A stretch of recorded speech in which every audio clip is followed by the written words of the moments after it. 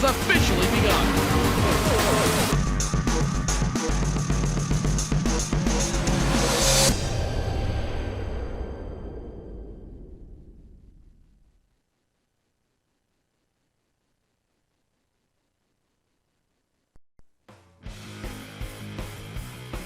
Good evening and welcome to the kickoff for the 6th annual NASCAR Peak Antifreeze Series live from the World Center of Racing, Daytona International Speedway, and every single lap is powered by iRacing.com. Good evening, everybody. My name is Tony Stevens. I'll be joined just a little bit later by my good friend Joe Cortez. Normally also joined by Tim Terry. He is traveling to and from Florida at the moment. He'll rejoin us at our next broadcast in just 1 week's time. So glad you could join us here at the virtual World Center of Racing in our virtual PSR TV studio. Behind me, you can see on-track action taking place as cars and drivers warm up for the kickoff for season number 6 of the NASCAR Peak Antifreeze Series. And boy, let me tell you, it has been one heck of a ride. We have seen all kinds of drivers, all kinds of teams, all kinds of success, all kinds of failure and defeat. It's always a story every season and every week. We've got so many to talk about, so many people here, 50 drivers eligible to partake here in this, the richest division of iRacing series, and of course, the only one sanctioned officially by NASCAR. In fact, that contract was just renewed. We'll talk about that a little bit later as well. But one thing that drivers care about, they care about having fun, they care about winning, and they care about prizes. And Joe Cortez, well, he's going to take you through all the prizes and all the things up for grabs this year in the 2015 NASCAR Peak Antifreeze Series. Joe? Thank you very much, Tony. Down here wandering the field at the virtual Daytona International Speedway. Tonight, a very special night for 43 drivers. For that group of 43, it all begins tonight. The entire dream begins tonight of being a champion, of having the ring and hoisting the trophy at the end of the season. 43 drivers will begin it tonight. Only one will have it when it all comes to a crashing halt later this year. Let's go over some of those prizes. As I mentioned before, the winner of the NASCAR Peak Antifreeze Series, powered by iRacing.com, walks away with not only the championship ring, but $10,000 cold hard cash, a trophy for their efforts, and of course the honor of being called a NASCAR champion. Name any other virtual gaming series that says you are a champion in the record book. Second place gets a trophy for their efforts and $3,000 cash. Third place, a trophy as well, and $1,500 cash. Fourth place, only $1,000, and fifth place, $500. Fifth is the final place that pays American pesos, my friends. In sixth place walks away with $450 in iRacing.com credits that they can use to buy up on the cars, the tracks, and get really everything they need set up for the 2016 season, as it were. Seventh place will walk away with a $400 iRacing.com credit. Eighth walks away with $350, ninth $300, 10th $250, 11th $200, and 12th walks away with $100 in iRacing.com credits, which goes a long way to getting that car set up for the next season. Tony, we are moments away from going racing. This is going to be a night to remember as we kick off the 6th season of the NASCAR Peak Antifreeze Series, powered by iRacing.com.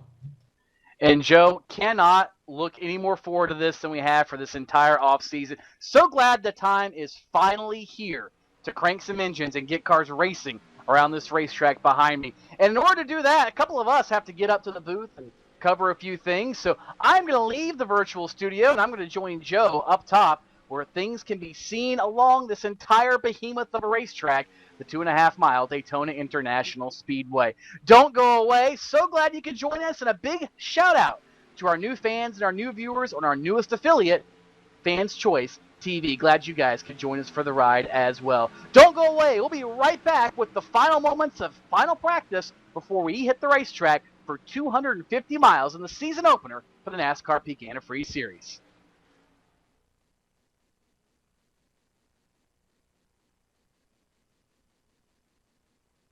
Sorry, guys. I never would have thought making duck calls would have stirred up this much excitement. No kidding. Got him coming up here. Shortcut time! That's what I'm talking about. sure this is a good idea? Oh, yeah. I got this. I can't guarantee how this will end, but Peak can guarantee your radiator for life.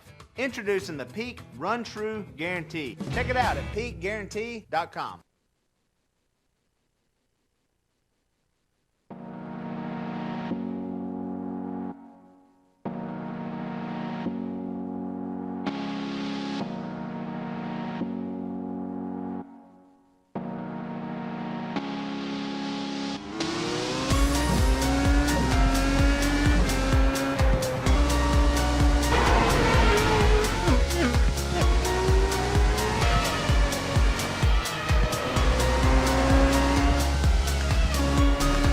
Cars are lined up on the grid. The iRacing.com World Championship Grand Prix Series. We are underway. They all come down into turn one for the first time.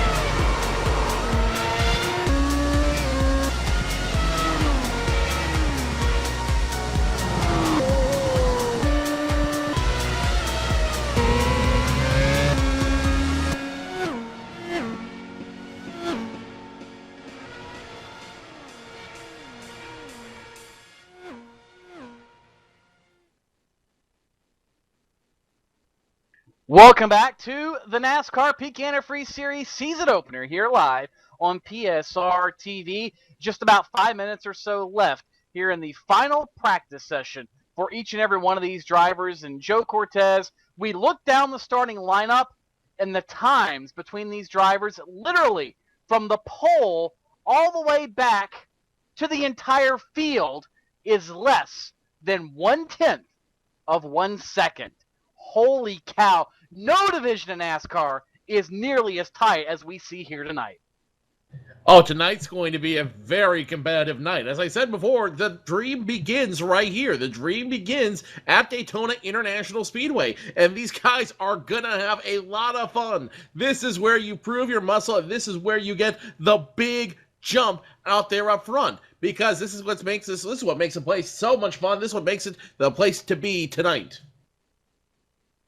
And it's the place to be for everybody. As we said, we're excited to have our new affiliate, Fans Choice TV, for the very first time airing action here live from the NASCAR Peak Antifreeze Series. We've got some other cool stuff coming with that as well, including some other races every Tuesday night on Fans Choice TV. You'll find some sort of NASCAR virtual action, and that can pretty much be your home if you're watching us on Fans Choice. So mark your calendars and know that you'll have a place where you can tune in racing in the middle of the week.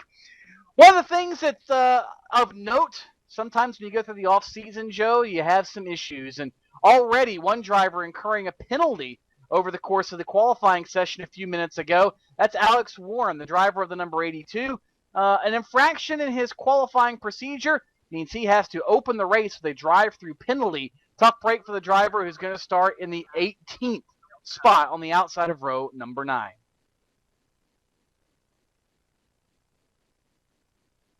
Yeah, that is definitely going to hurt him, and that's going to hurt the chances of Cody Bias Racing. Remember, 1 week ago during the preseason, our version of the Unlimited, if you will, it was Cody Bias Racing sweeping all 4 top positions of the preseason race there. So, so it's going to hurt Cody Bias Racing a little bit, but not enough, I think, to hurt them. I think it's going to be quite a race for them. Be sure to join us on Twitter. Join the conversation online. Our hashtag NPAS, NPAS. Get in on the fun. We'll be tweeting all night with all kinds of stuff. Speaking of fun stuff, Tony Stevens got a really fun guest beside him. I do, Joe, and before I get to him, I want to remind everybody, we're all on Twitter, at PSRTV. You're at Joe Cortez. I'm at TStevens92. You can tweet us throughout the course of the entire night, if you will. And as we said, all under hashtag NPAS. But join us here in the booth briefly from NASCAR, the Director of Licensing, Nick Rind. And Nick, you guys have got to be so excited about this because you just announced that iRacing and NASCAR have come to a license extension. Tell us a little bit more about that and what that means. Hey guys, happy 2015. Hope you're both doing great. Yeah, this off season was really, really busy. We have so much in the works, and I know you guys are with me when you can't believe how quickly the last 5 years have gone, and really how this community's grown, how amazing this service has become, and really put us in a position to go through 2020, believe it or not. So we are really, really pumped about that. Really, really excited to see how the rest of the relationship continues to unfold here in the next 6 years. Can't imagine what it's going to be like. It certainly has got to be expanding because it's been a rocket ship of a trip so far in these first 5 years or so. New this year, tell us briefly about this new partnership we've talked about. We're on Fans Choice TV. What does that mean now for the average viewer? And if somebody hasn't heard of it, what is Fans Choice TV? I think what's really cool about Fans Choice TV is it's really a service that's designed to deliver racing content to fans everywhere, kind of on their terms, and puts the controls really in their hands. And that's really what iRacing is all about. So when we had the opportunity to look at this last year, we're like, there's really not a better place for iRacing, in our opinion, to be broadcast than on a place like Fans Choice. iRacing is all about putting racing in the fans' hands directly at their desk, in their office, at home, living room, wherever. And fanschoice.tv brings users the same experience wherever they are, whenever they are, at whatever angle they want to see in whatever racing series. So absolutely perfect partnership as far as we're concerned. We love it. And finally, before we go to the grid here and tell everybody who's starting in this race, with the addition of the Gateway Motorsports Park now, NASCAR has always been about access, and now any fan can jump on iRacing service and race the entire schedule of tracks for any of the top 3 series and a majority of the tracks for a lot of the regional touring series as well. That's got to be awesome for you guys to be able to make that kind of connection with your fans, your tracks, and everybody that follows the sport. It absolutely is. iRacing's taken the level of immersion, with the fans and in this service to an all new level with the addition of Gateway. So we have all the tracks in the top 3 series that we race on. So whatever your passion is, whether it's watching on TV or whether it's learning all the bumps, grooves, dips in every single racetrack around the country, you can now do it. And we're really, really excited to see how how fans will take that. They'll be able to go as long as our drivers go throughout the course of the year on every single racetrack and really kind of test the limits from the shortest of short tracks to the fastest of super speedways. Well, we certainly look forward to it. Nick, thanks for joining us, and we look forward to many more years involved with NASCAR. Absolutely. Thanks for having me. I hope everybody enjoys the broadcast tonight. It's going to be fun, no doubt. Let's take you through the starting lineup for tonight's season opener for the NASCAR Peak Antifreeze Series. No surprise, the front row made up of a pair of 5s. The 05 of Nick Ottinger and the 5 of defending series champion Michael Conti. Tom Lewandowski, the 16 machine, will begin the 2015 campaign position number 3. Kenny Humpy, last year's winner, position number 4. The 47 is Chris Overland, and the 55 is Brian Schoenberg in P6. 2 veterans of the series, Brad Davies, Brian Day, will take row number 4. Patrick Crabtree in the 15 starts 9th, and Michael J. Johnson from Gale Force Racing is 10th. Jake Sturgis will start on the inside of row number 6, and the outside of him, the 32 of Danny Hansen. David Rattler and Rob Ackley will make up row number 7. Row number 8 belongs to Benjamin Burmeister in the 66 on the inside. On the outside of him, Byron Daly goes 2 wide to start. Or 3 wide, Daly should say, goes 2 wide to start in the 93. Sasha Wessler and Alex Warren will make up row number 9. Row number 10 belongs to the E2 of Alex Warren and the 77 of Andy Fayash, a 3rd. Getting some international flavor, Teemu Avonen is starting 21st, and Brandon Schmidt in the Black 3 starts 22nd. It'll be Alex Scribner starting 23rd, and BJ Sturgis 57 starting 24th. Alan Bowes and Matt Busa are in row number 13. Row number 14, Nathan Wise in the inside, Chad Lawton on the outside. Next handful of starters, Justin Bolton, Adam Gilliland, winner almost of the shootout a few weeks ago, Trey Eidson, Corey Vincent, Brad Mahar, former champion Ray Alfala, and Casey Tucker all the way back to 35th. The rest of your field, Stephen Gilbert, Tyler Laughlin, Taylor Hurst, Brian Blackford, Tyler Hudson, Kevin King, Tyler Hill, and Landon Harrison starts shotgun on the field of 43 tonight as we get ready to go green flag racing here at Daytona. It's been a very long offseason. Teams have changed, sponsors have changed, colors and all, but one thing that hasn't, they like to mash the loud pedal. green flag is out on the 2015 NASCAR Peak Antifreeze Series season. The field will barrel off into turn number 1, and to nobody's surprise, Nick Ottinger and Mike Conti are the two that lead the field to the 31-degree high banks. The man has been the bridesmaid twice this season. He wants to be the bride and take home the $10,000 prize. Ottinger in front, leading Michael Conti in the 58, the 16, all behind him. Low line seems to be the place to be as they go back down the super stretch into turns 3 and 4. The first lap sometimes can be one of the most hair-raising laps of the entire event. You've got all these nerves built up, I would think, Joe, all this tension trying to make sure that you qualify good, number 1, as a lot of the drivers up front have, but the guys in the back, they're already on pins and needles. They didn't quite have the run they expected, and as you watch now around Chris Overland, Brad Davies, Brian Day, they're double file from about there on back. Brian Schoenberg up there, new colors for him. The Pro Geek Consulting Machine, he's on the outside of the racetrack trying to make something happen. And it just seems like at this point everybody's trying to feel one another out as they work down the backstretch for the second time. Everyone trying to figure out where the car is, what they want to do, and trying to figure out how good their car is for the evening. Let's ride along with the number 4, Brian Day. That's a Plan B sales machine as he tailgates the 55 of Brian Schoenberg. Schoenberg, another driver who's been constantly frustrated in the series. He's got a push now, and he's going to try to take the first lead change of the night. Schoenberg, you said, very frustrated. In fact, his team, J Show Motorsports, disbanded over the course of the offseason. He is with a new team now, actually joining the Slip Angle bunch, and that's why he's got Pro Geek Consulting on the side of his car. And so far it seems to be working because unlike what we saw in the shootout and the preseason Thunder, this top lane is rolling. In fact, it's rolling Brian Schoenberg up to the point Brian Day is giving him one heck of a shove. Move Schoenberg now to P1 in turn number 3. And Schoenberg will be the first lead change of the evening. Don't look now. Here comes Brian Day, and he's got a little bit of help behind him. It looks like that's going to be the 47 machine of BJ Sturgis. Now, as soon as Schoenberg takes the lead, it's going to be taken away from him. First official lead change will go to the 4 of Brian Day. Make that 2 lead changes for the night. Alabama driver Brian Day, I had a chance to hang out a little bit with him in the offseason. He and his Gale Force team actually had a day at the GoPro Motorplex in North Carolina, owned by NASCAR drivers Justin Marks and Michael McDowell, kind of a joint venture for them, and I probably got the 2 names wrong as far as who's in it, but I'm pretty sure that's who it is, are Marks and McDowell, and that place has really become a haven for racers, iRacers, physical racers, the same boat, and Brian Day said he has got to get a brand new focus on life in this season when it comes to the Peak Antifreeze Series. So far, it seems to be the case. His sponsors from the North Carolina area, Plan B Sales, one of the best places to find die casts and all kinds of souvenirs, and he's certainly showing that they are behind him as he led a lap here already at Daytona. And look at Chris Overland, the 47 machine up front, making a little bit of noise. Again, Joe, this is so unlike what we saw in the first 2 unofficial events of the season, where it was all Cody Bias Racing all the time.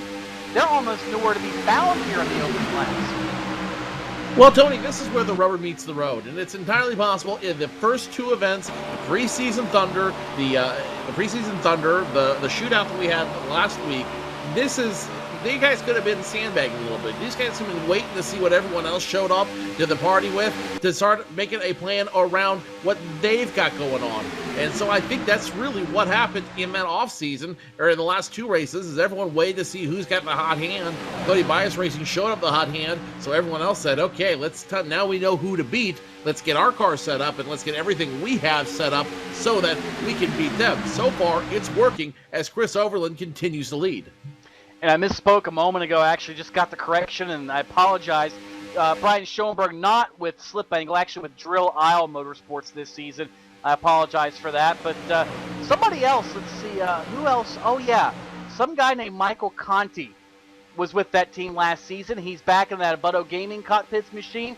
And his Chevrolet was pretty stout, Joe. Won a championship last season. So certainly if you're going to jump to a team, a championship-winning team is one you want to go to. And right now Schoenberg's showing just what he's got in the championship team, pushing Chris Overland further and further ahead of third place Nick Ottinger. More importantly, though, we've run 6 laps as you ride around the rear deck lid of the 58 machine. that rear deck lid belongs to Kenny Humpy. The more miraculous thing is we've run 6 laps. We're scoring lap number 7 now without a single accident. Now, as soon as I say that, we're going to jinx the field, but that's still pretty cool that we've run so far without a single incident. Everybody's giving each other enough space. Everyone's giving each other a lot of mutual respect. That's the cool thing about this series. It really is. And speaking of one of the other cool things about this series, you were riding on board with Kenny Humpy a moment ago in his Ford, and you might have saw back there Danny Hansen, the number 32 car. Really cool story. We talked about it when they made this announcement last season, but this is becoming an avenue for drivers, not only drivers and prospective team members to learn about the sport, mechanics, car owners, you name it, but also sponsors. Was talking with Garrett Smithley a little bit earlier, and he's been running the ARCA Racing Series presented by Menards. He's also going to be running the NASCAR Camping World Truck Series in Atlanta this weekend, and a couple of his physical worldsters came into this sport through the NASCAR Peak Antifreeze Series, like Segpay on the side of Danny Hansen's car, and he's got some other people like the movie Camera by V-Hill and the like the strips that are also on board.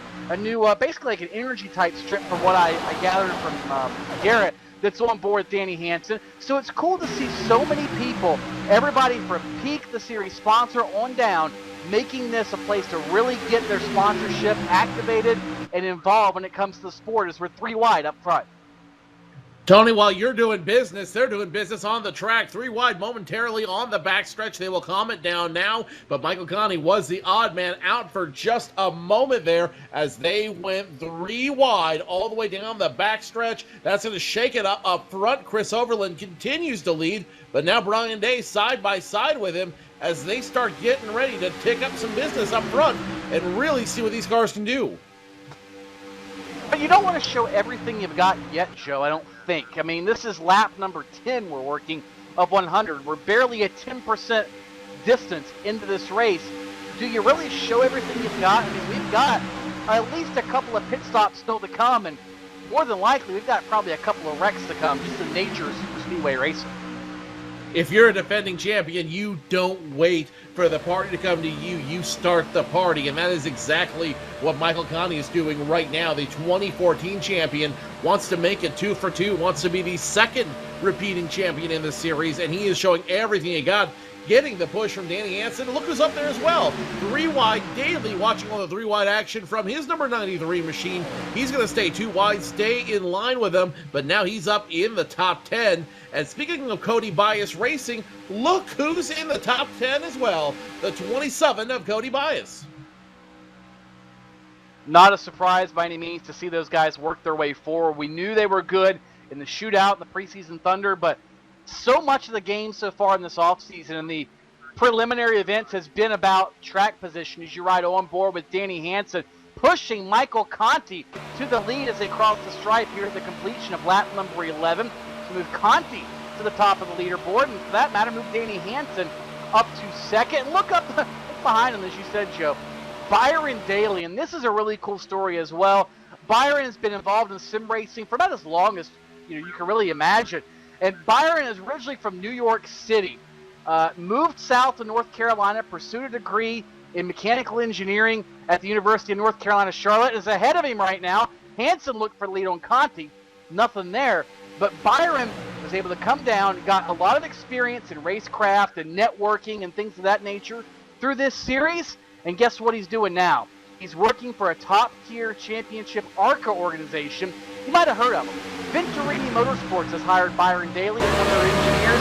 And so far, he's paying off with his confidence on the track, plus his confidence knowing what's going to happen to the race car and things like that. So just like we talked about earlier, there are so many things, and this is one reason this series is such a great fit for NASCAR, for Peak, for everybody involved, because it really helps the immersion factor and to get more and more people involved at a grassroots level, ultimately in this sport, Joe.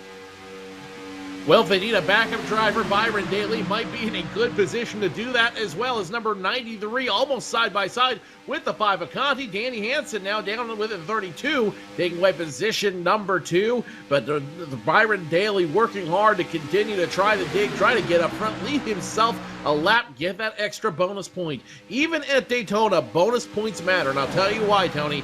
They have not made any changes to this year's format, to this year's championship format. They left it all the same as last year, which means we will have a drop for the drop week will happen during the last 4 races of the season. And the 39 now goes down low. He got the push for the 05, and that could spell some big trouble for Michael J. Johnson and company. He falls out of line, able to get right back in, but that low line's going to take a big hit. Near miss for the teammates from Gale Force Racing. That would be Michael J. Johnson and Nick Ottinger. You can watch the replay here and see exactly what happened. Just a little bit of skew when it came to lining up those bumpers. So Ottinger able to back off, let his teammate Michael J. Johnson get into line and able to hold on to his race car. And that's one of the advantages about having that mistake early, Joe. We're 15 laps into this race. You don't have a whole lot of time under your belt. You got plenty of time to give, just let the race come to you. Again, you got 2 more pit stops. When we get to about 25 or 30 to go, I think we can expect a lot of take, and then you're really going to see the insanity come to life. But as I was saying a moment ago, for the 2015 campaign, no changes to the championship rules for the 2014 campaign, so the point scheme will remain the same. That means these guys will get to drop their worst performing race in the season with 4 weeks to go. They will drop that, and we will have a full idea of where everybody sits. So it really creates a mini chase in of itself at the end of the season when you apply that drop race so early. And Tony, I don't know about you, but I don't think I want to burn my drop race at Daytona. No, I don't think I would want to burn my drop race at Daytona. We've seen it done. It doesn't always end well. Well, then again, ask Michael Conti. You know, he did that a couple of seasons ago, didn't have a great year, then decided last year, I'm just going to run part-time.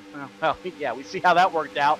Came home $10,000 richer. And that's another one of the cool things, Joe, about this series is you look at the championship format, and yes, you've got a variance of drivers. You've got a drop race and a schedule that's half as long, basically, as the NASCAR Sprint Cup Series schedule. As you look back from Michael Conti to Danny Hansen and the rest of the field, they get ready to actually overtake a slower car. That's Alex Warren, who served that drive-through penalty earlier for qualification infractions. So they'll bypass him momentarily.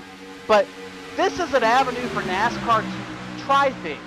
They can test championship formats. They can test point formats. They can try a lot of different things. If they ever get a whim to maybe tweak the chase, let's say, there's nothing stopping them from tweaking it right here in iRacing and using this as a test pad before they launch it to the upper echelon of the NASCAR Sprint Cup Series.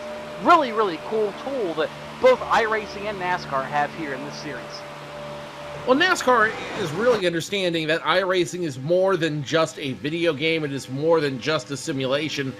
For a lot of drivers, it is a legitimate tool. It is a legitimate tool to understand the tracks. It is a legitimate tool to understand how the car is going to respond. And it's a legitimate tool for when practice time is limited, as it was this off-season. And there is no limit to the practice you can get in on iRacing. So guess what guys are doing now? They're getting their track time in on iRacing, they're practicing the tracks, they're learning the tracks, and they're figuring out how to run a successful campaign by learning the tracks through iRacing. And you might think, okay, there's only so much you can do, but I mean, a lot of these guys, the road courses in particular, we hear a lot about it. They can learn their marks, learn the different markers on the racetrack, points, turn in, brake, accelerate, so on and so forth. And while the chassis setup might not necessarily be the same, some of these guys sometimes discover things that theoretically work on this sim, and they might take it and just say, let's play with it on a test rig and just see what happens. They go on there, as you're right on board with Chris Oberlin and his Menard Chevy, but they'll test it and say, wow, this worked or didn't work. So sometimes you can come up with some cool ideas like that, but you're right, Joe. This is ultimately as real as it gets without sitting behind the wheel of a race car. And actually, to go back another story about Byron Daly, the guy who's running up in the top 3 right now, he actually, with no experience whatsoever, this is a really cool tale, jumped in a Legends car at Charlotte Motor Speedway about a month or so ago now.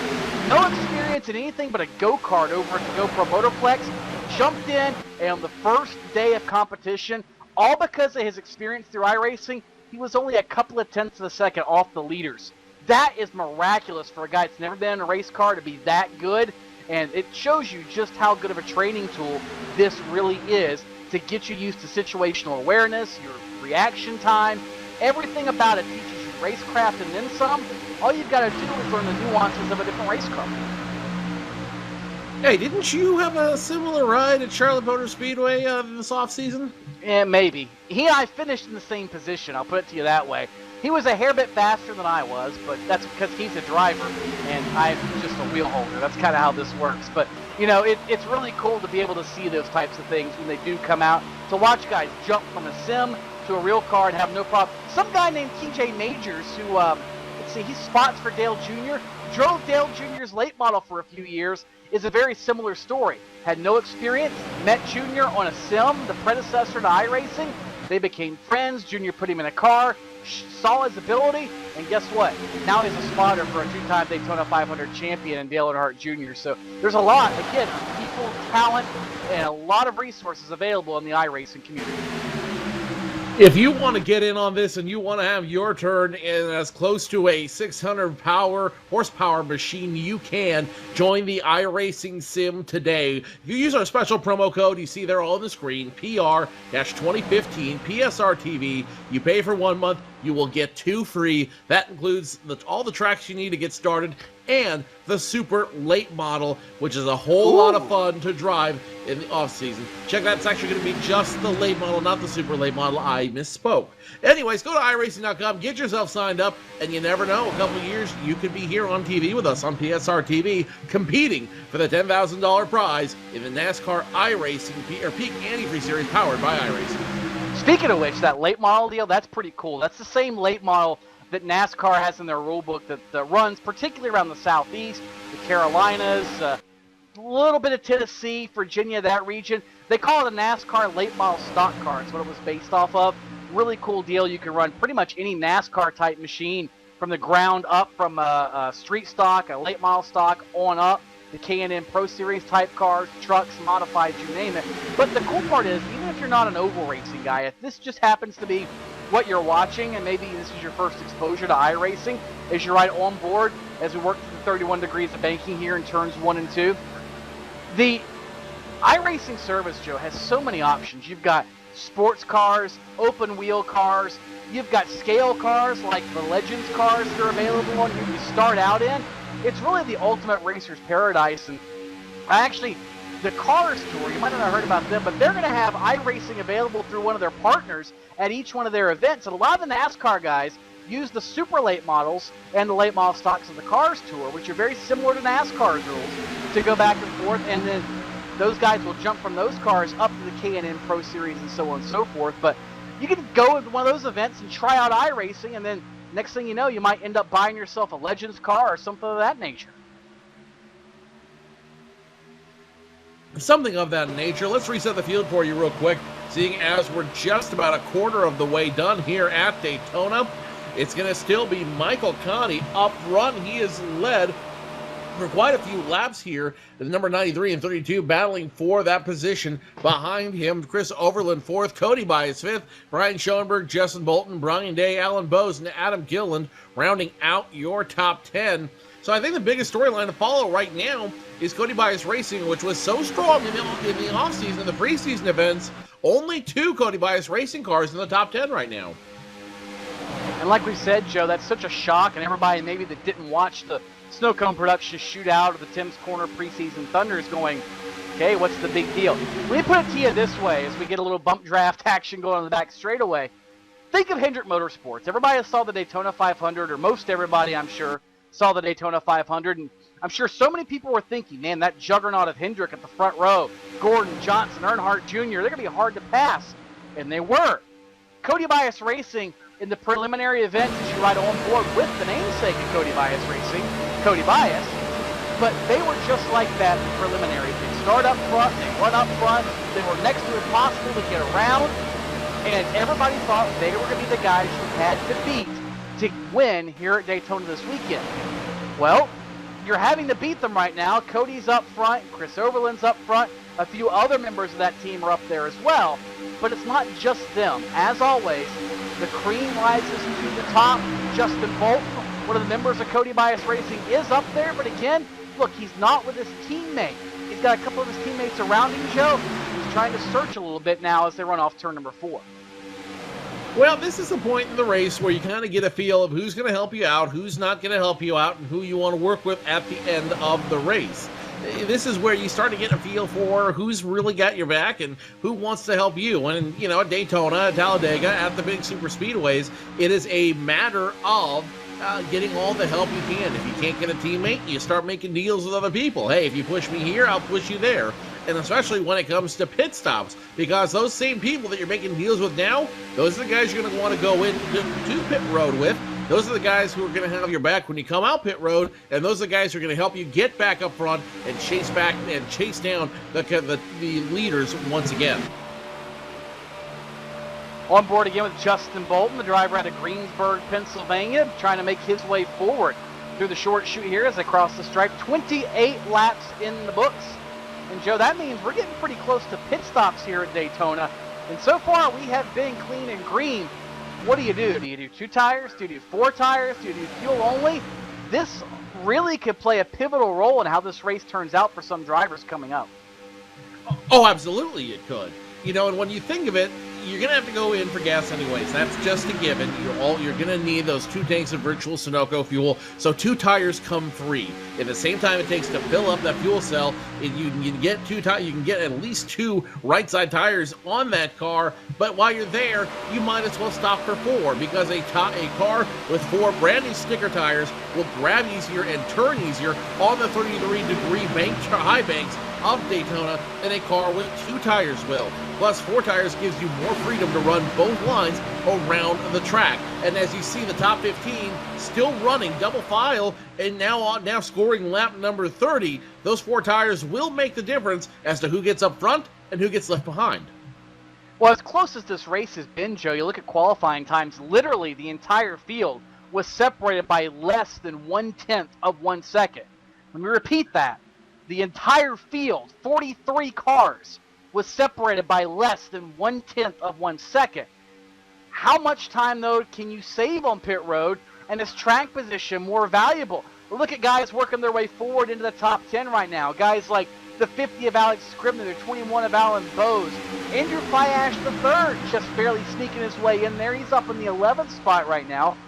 Do these guys maybe take a gamble early, or do they set themselves up for later? Because, again, 2 seconds in pit road can mean, what, 600 feet and then some on the racetrack? It's a pretty big gamble. 2 cars already making that gamble early. The 29 of Kevin King, he came down to pit road, down and away, but it looks like he missed his stall, and he's going to do a drive-through. The 37 of Stephen Gilbert also came down pit road. He hit his stall, took 4 tires, 2 things of Sunoco fuel, down and away. Kevin King, his bad luck at Daytona is going to continue, as he's going to have to come back around and re-pit after missing his stall. Such a tough break for Kevin King, the driver out of California. Pretty much a mainstay in this series. He's always a threat, a perennial contender to win, and for that matter, contend for the championship when his luck is right. And again, the Daytona jinx has bitten him. It's not over yet, though, Joe. He could still get a caution here, and if things cycle out, it might work out for him. Could become eligible for the free pass. Still a lot of racing to go. 68 laps when they cross the stripe this time. But I can see already that this field's starting to string out a little bit, Joe, and I'm beginning to wonder, is some of that handling, where guys are trying to just get in line and survive these last few laps, or is some of this jockeying now for track position to get the pit road cleanly so we don't have a massive pileup coming out of turn number 4? As you ride inside the 27 of Cody Bias, right now I think it's all about track position, and it's all about that prime position to get down pit road. Effectively, you are going from over 200 miles per hour down to freeway speeds, down to 65. Imagine the G-force, the momentum. You've got to stop on 4 brakes with severely worn tires. Trouble behind him. We've got caution out, and multiple cars are in it. Andrew Fiash III is in it. Thomas Lewandowski catches a piece of it as well. Ray Alfala stops to avoid, as do numerous others. But it all started right back around that 11th or 12th spot, right with Andrew Fiash III. It's almost like that car just broke loose with Michael J. Johnson underneath of him. Nearly saved it. Ottinger got collected. The 11 machine got collected as well as Brad Davies with new colors. Patrick Crabtree did a miraculous job to navigate through it. Chris Overland caught a piece of it. Probably about 8 or 10 cars ultimately getting some sort of damage with that incident in turn number 3. And Joe, ultimately timed for pit stops. And if you're Kevin King, guess what? You're still not eligible for the free pass. You were being scored in 43rd position, but he more than likely will get the wave around. So all is not lost for Kevin King on this caution flag. And looks like that was a case of something we refer to as warp or lag here at Daytona. It almost looked like a left rear tire went down in the physical world, but explain to us what lag or warp or whatever you want to call it is here in the iRacing world. Yeah, it's I guess the best way to describe it is the speed at which computers talk to each other, and in that case there was a miscommunication between one of the computers, or one said it was going to wreck, the other said it didn't, and it ended up airing inside of the wreck. And nonetheless, more importantly now, pit stops wholesale for the entire field. Michael Conti, the champion, last year's champion, will lead all of the cars down pit road.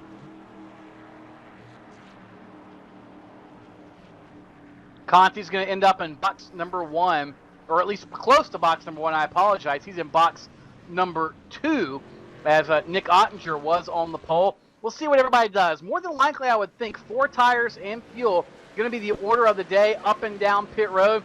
Couple of drivers, well, trying to gamble a little bit. Looks like Conti will win the race off of the pit lane, followed by Byron Daly. Danny Hansen comes out in 3rd. He'll be followed by the 36 of Justin Bolton, Kenny Humpy, Cody Bias, Alex Scribner in the 50, Brian Day, and others. Looks like pretty much everybody the same exact strategy up front. That means we'll have the same contenders vying for the checkers once we work towards the halfway break, or not break, excuse me, the halfway point here in just a few laps, Joe. Quite a few guys risking 2 tires. Byron Daly, one of them. Danny Hansen, one of them. A couple guys are already messing around with 2 tires, and I've got a feeling this is a trend we may see all night. We'll find out what that trend is and see how it all plays out. 35 laps complete this next time by Michael Conti. Looks like he's going to be scored as the leader when we go back green. Don't go away. You're watching the NASCAR Peak Antifreeze Series live from Daytona International Speedway. Sorry, guys. I never would have thought making duck calls would have stirred up this much excitement. No kidding.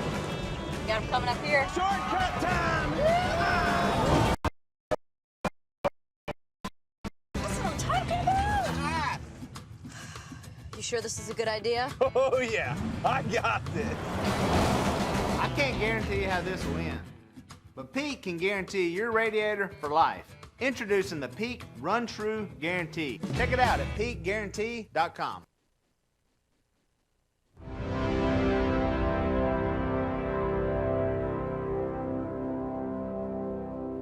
Race fans, it's time for those most famous words in motorsports. Drivers, start your engines!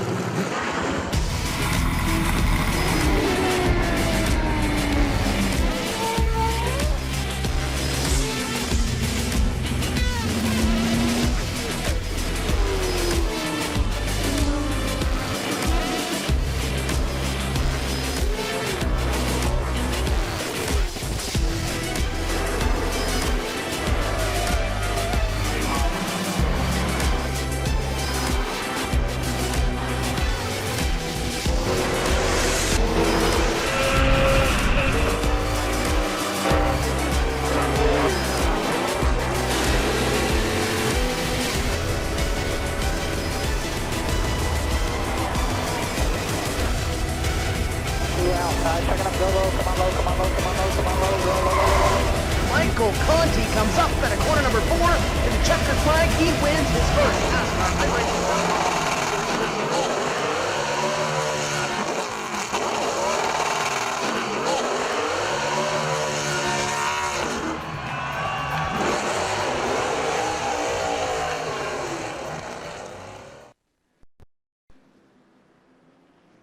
Welcome back to Daytona International Speedway. Still working the first caution of the night here for the NASCAR Peak Antifreeze Series at the World Center of Racing. Field gets the 1-to-go signal as we anticipated. The 29 of Kevin King, he will get his wave around by the pace car.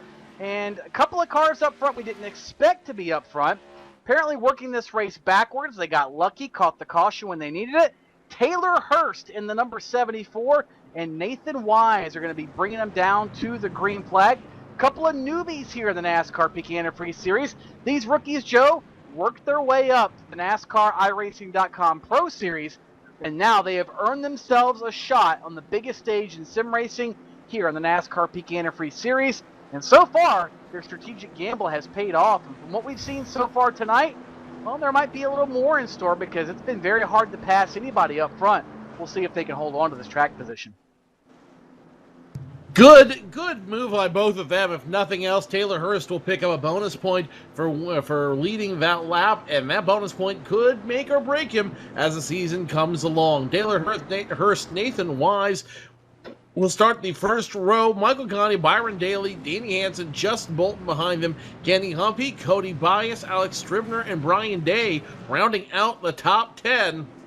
So Taylor Hurst, Nathan Wise, they may have made their way up to the pro season, but they are in a whole new series now, and everything they have learned in the pro series is about to be tested here on track. That it is the Premier Race Network.com car of Taylor Hurst going to lead into the green flag of the SimSeats Chevrolet, the number 24 of Nathan Wise, giving the outside the front row.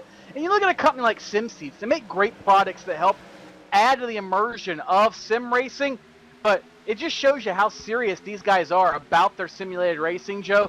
We have companies dedicated to seats, how you sit in front of the computer, the immersion factor, the comfort. You got companies like the Main Performance Sim pedals that are out there that are just like having a real set of pedals in front of you. The resistance to set up the whole deal, probably the best set of pedals I've ever seen.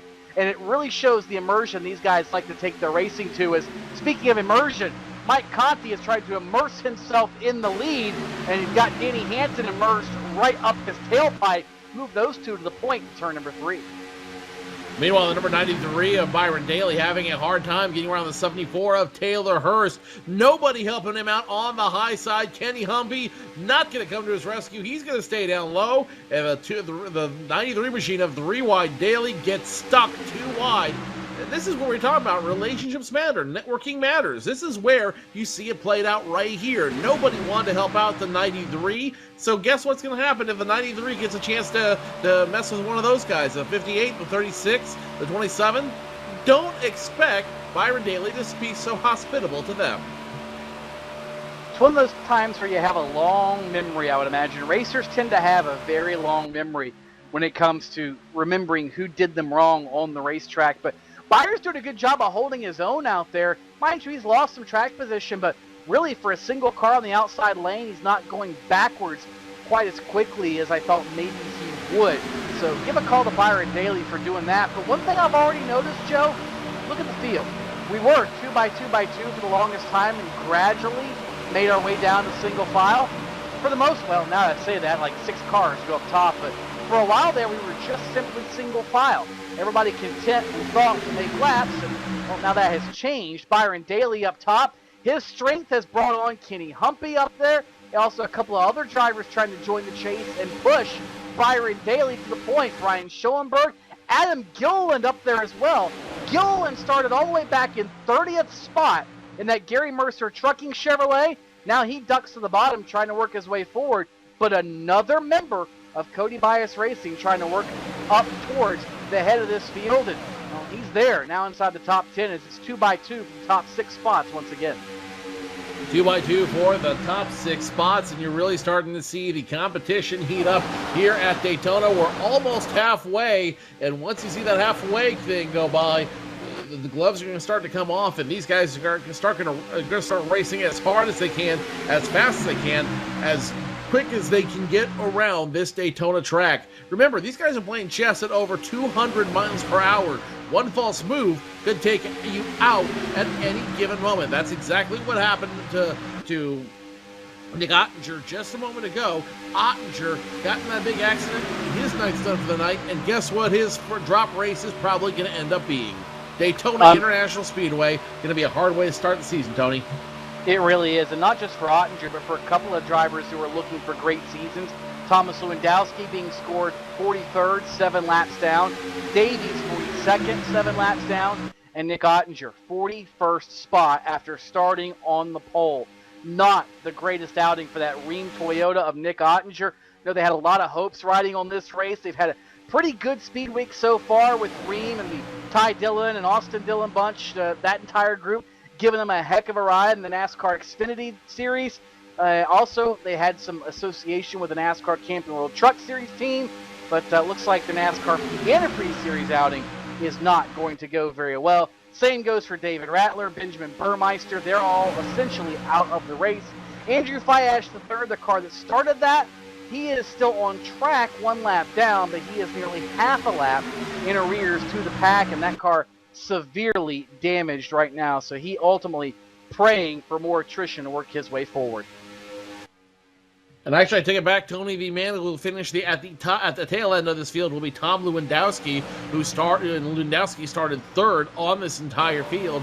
So that's probably the hard way to go. Let's ride the rear bumper now of the 5 of Michael Conti. You see the 32 of Danny Hansen pushing him as hard as he can as they continue to run up front, going as fast as they can around this track, scoring lap 44, 7 laps to halfway.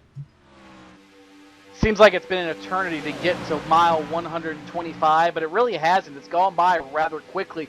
Just shows you how intense the racing can be here at Daytona. And now, Joe, we're starting to see 2 distinct strategies. We see about the top, 15 cars or so. We see 2x2 racing, and then we see behind that single file.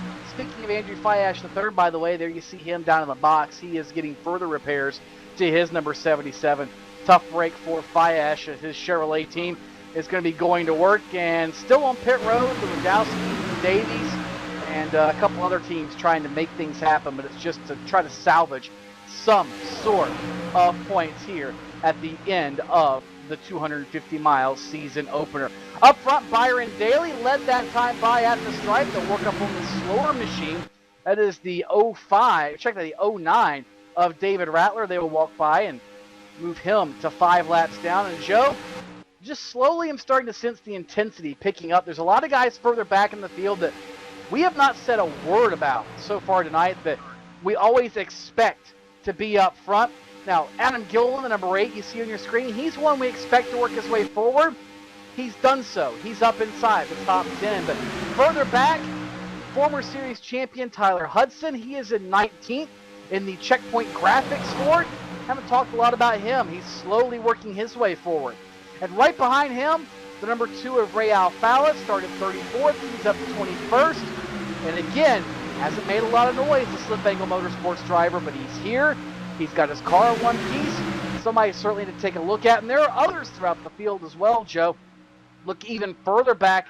There are a couple of others. Casey Tucker, the newcomer. Chris Overland, who actually caught a piece of that accident. He has maintained pace with the lead pack right now. And, of course, Kevin King in the number 29. So still a lot of contenders mired deep in the pack that maybe are just waiting to make their move, do you think? Well, Tony, this just shows how unpredictable Daytona is every season. Take a look. Here's a very interesting stat for you for those following at home. The 3 of the top 10 drivers, Nick Ottinger, Brad Davies, Tom Lewandowski, all got caught up in that big one.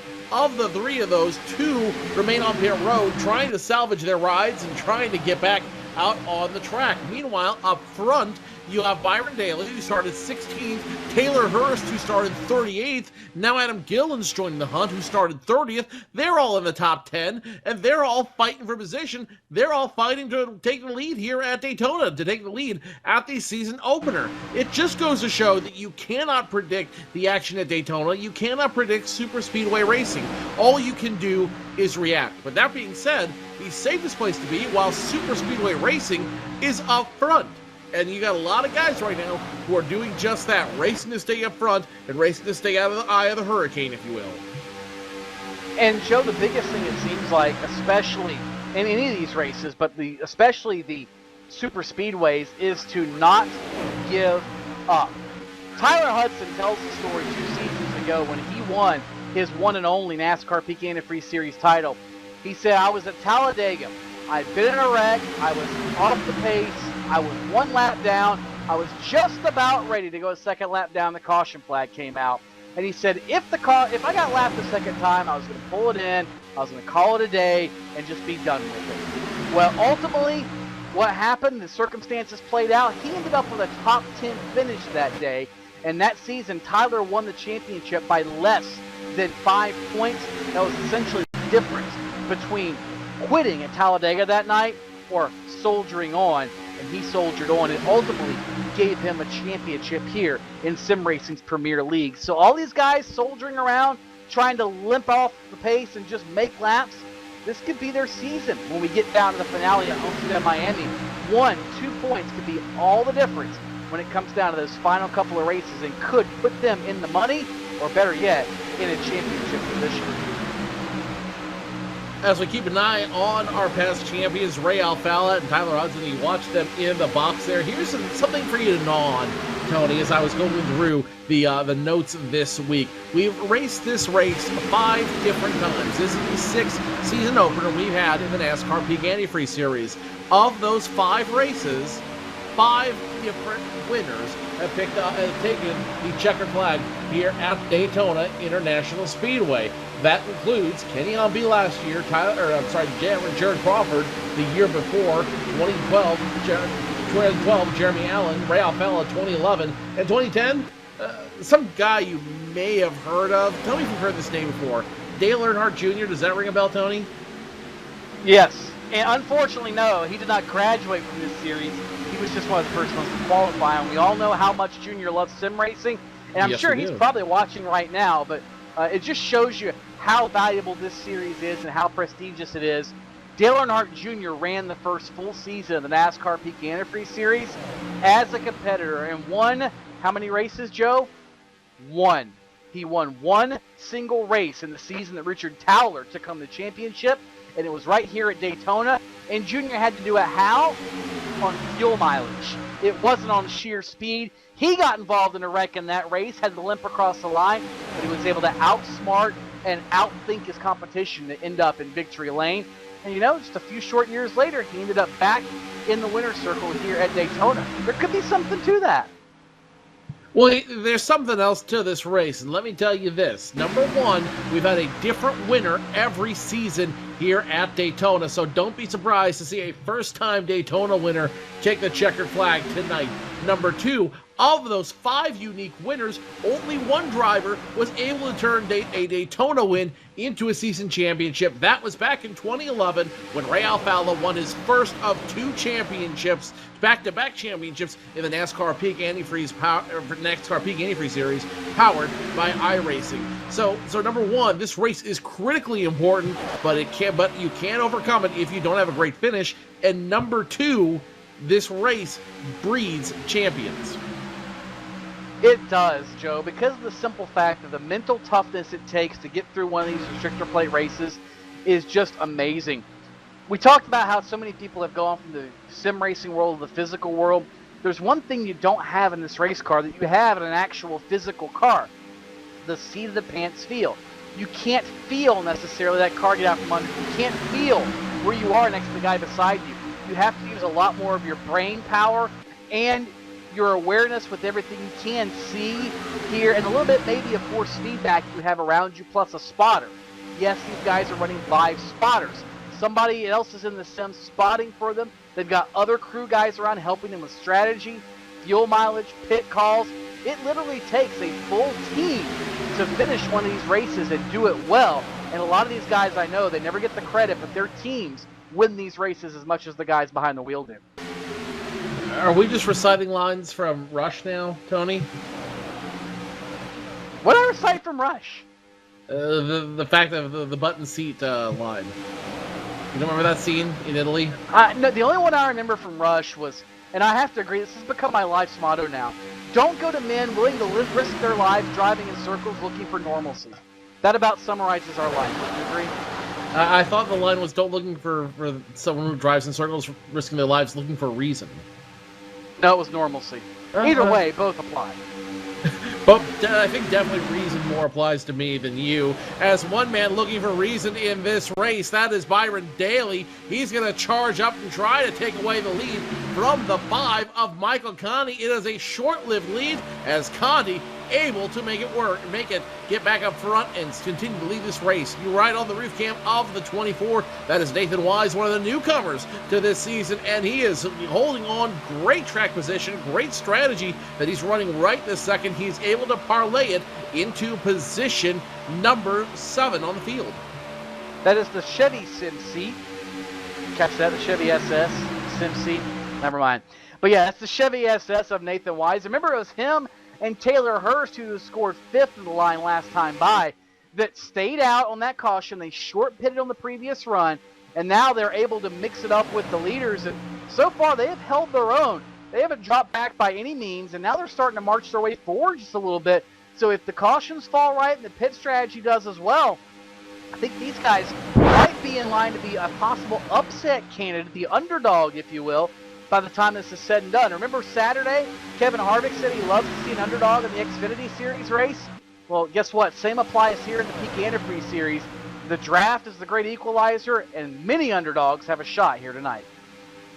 Another entertaining statistic for you, only one first-time rookie driver has been able to come to the NASCAR Peak Antifreeze Series and win the very first race. Kenny Humpy came to the series as a rookie last year, able to parlay his experience into a first-place win here at Daytona. But again, as we've gone through that progression of drivers that have won this race, considering that we've always had a unique winner to this race, it wouldn't surprise me if one of the other rookies could make it 2 for 2 for the rookie class at Daytona. Well, there's some pretty stout competition up there, Joe, if you're going to pass him as a rookie. Conti, Daly. Of course, Daly's never won a NASCAR Peak Antifreeze Series race. He's had so many chances, and he said this season it'll happen, but he's never won one. The guy you're on board with, Brian Schoenberg, has yet to win one. He, too, has been so close so many times, but again, a veteran of the series, very stout guy to get around in his Pro Geek Chevrolet. So many top-notch teams up there that these graduates from the iRacing.com Pro Series are going to have their hands full. But not contrary, but along those same lines, that's one of the cool things I love about iRacing, Joe. Everybody talks about having that sponsorship and get the right break in the physical racing world, and while those things help and you can help facilitate that with your own skills and ability in those fields, iRacing is truly based on merit. It's all about on-track performance, period. And if you do well in every series, you can continue to move up. And if you continue to perform, guess what? A seat opens at the table for you in this series. Certainly, for the purist, if you will, this is something they definitely want to get involved with. Pit stops happening on track, as it looks like 31 of Sasha Wessler is going to come down pit road. Looks like the 36, 827, Cody Bias racing down up pit road as well. Wholesale stops for the entire Cody Bias team as they're going to start playing the fuel mileage game out here, Tony. Well, one thing to note, Joe, there is no green-white checker in the iRacing software as of yet. Therefore, you can, in fact, work the race backwards and try to find your mark and pit when you need to pit. And it looks like Wessler, Gilliland, the entire crew, Laughlin, Bolton, and all now will rejoin the fray. And that's going to be a pretty hefty draft once they get rolling once again. This time by, here come more cars to pit road, including former series champion Ray Alfala. He's coming down with a host of others as they get down to the 55-mile-an-hour speed limit on pit road. Looks like a couple of tires and fuel going to be the order of the day for most of these teams.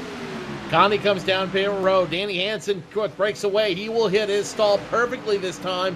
He overshot it last time. This time, good stop for Danny Hansen. Fuel only right now. It will be maybe 2 tires and a couple of adjustments. No, fuel only for the 32 of Danny Hansen. They are going to risk a fuel only stop. Schoenberg does the same, and it looks like Michael Conti does the same as more drivers get ready to come down pit road. Just about had a collision there on the exit between Hansen and Mike Conti and a couple of others, but they get it all sorted out as they try to blend back into traffic over in turn number 1. It looks like most everybody else coming down pit road this time as well, Joe. 58, Kenny Humpy in the grass, overshot pit road. He's going to hit the cone, Wow. so technically he is in pit road, but he overshoots it bad, and that's going to hurt his chances of having a decent pit stop. 58 rejoins the group, as it looks like all kinds of different strategies being played on pit road. 2 tires, 4 tires, a call for many different drivers. Kenny Humpy, however, may not be able to get tires this time, as pit road gets busy with everyone exiting. Everyone leaves. Looks like the Lewandowski machine is off pit road, or excuse me, that's the Crabtree machine off pit road. You see Sturgis, actually both Sturgis machines back on track. Brandon Schmidt, Brian Day, so many others now gaining momentum as here comes the former leaders through the banks of turns 1 and 2, led by Real Fallon, the number 2, as well as the number 1 of Brian Blackford, a new name, new colors for Brian Blackford, and a new number. Look at these guys just spearheading the field as they work into turn number 3. Oh, Gilliland around, trouble. Adam Gilliland spins in turn 3. He'll collect Cody Bias, Michael Johnson. Conti is in it. Danny Hansen narrowly avoids catastrophe. Multiple cars involved as Adam Gilliland goes around in turn number 3. That will bring out the second caution of the night, Joe. Second caution of the night in almost the exact same place, in nearly the exact same way. Gilliland, not sure how he lost it, but the back end just twerked on him, if you will. Maybe if you will. And the Knight will go around, collects a couple of his teammates as well, and gets him. It almost takes out the entirety of Cody Bias Racing as a result. More importantly, Mike Conti, who is running that race, he's going to get some damage as a result of that one as well. A little bit of damage may not hurt you here. A lot of physical damage, though, will. This draft is everything at Daytona, and that might have killed Conti's dreams of being a Daytona champion, as well as a handful of others. Second caution flag out. And Joe, when you go back and look at the replay, it looks like he just lost it, but it's not a place you're just going to lose control of the car. And what I tend to think, and I'm looking back further, we talk about the warp factor sometimes. Some of the weather in the U.S. is a little trivial right now, and that can affect some of your connectivity when it comes to gaming and sim racing, if you will. It almost looks like maybe the computer of Adam Gilliland thought that Justin Bolton was on his back bumper harder than he actually was. And that might have sent Gilliland around that, or possibly it thought Michael J. Johnson was in his left rear. One way or the other, it appears to be what we would call a lag wreck or a warp wreck or net code. Sometimes is what the drivers refer to it as, and that ultimately is what it looked like sent Adam Gilliland around. But great job of driving by everybody around him. Only to collect 3 other cars when you're in a huge pack like that, that's a pretty substantial piece of driving by everybody involved. Kind of funny there, Tony, when you think about it. When you think about the entirety of it, Netcode, this is the only racing series in the entire world that is affected by netcode. When you think about everything that can physically go wrong in a car, engine can go bad, tire can get cut, all those things can still happen, but this is the only one that netcode can happen, and netcode you literally have absolutely, completely zero control over. Funny how that works. It's no different than having an ignition box go bad, having an oil pan go bad. Brad Keselowski or Ryan Blaney can tell you about that. You do everything you can to maximize the components and the pieces you put into your program, but every now and then, something just goes awry you have no control over. And as they say, that's racing. Part of racing on Big Time TV is taking some breaks and paying some bills. We'll be back in just a few moments to the Daytona International Speedway. The final 100 miles and less coming up here on PSR TV. Don't go away.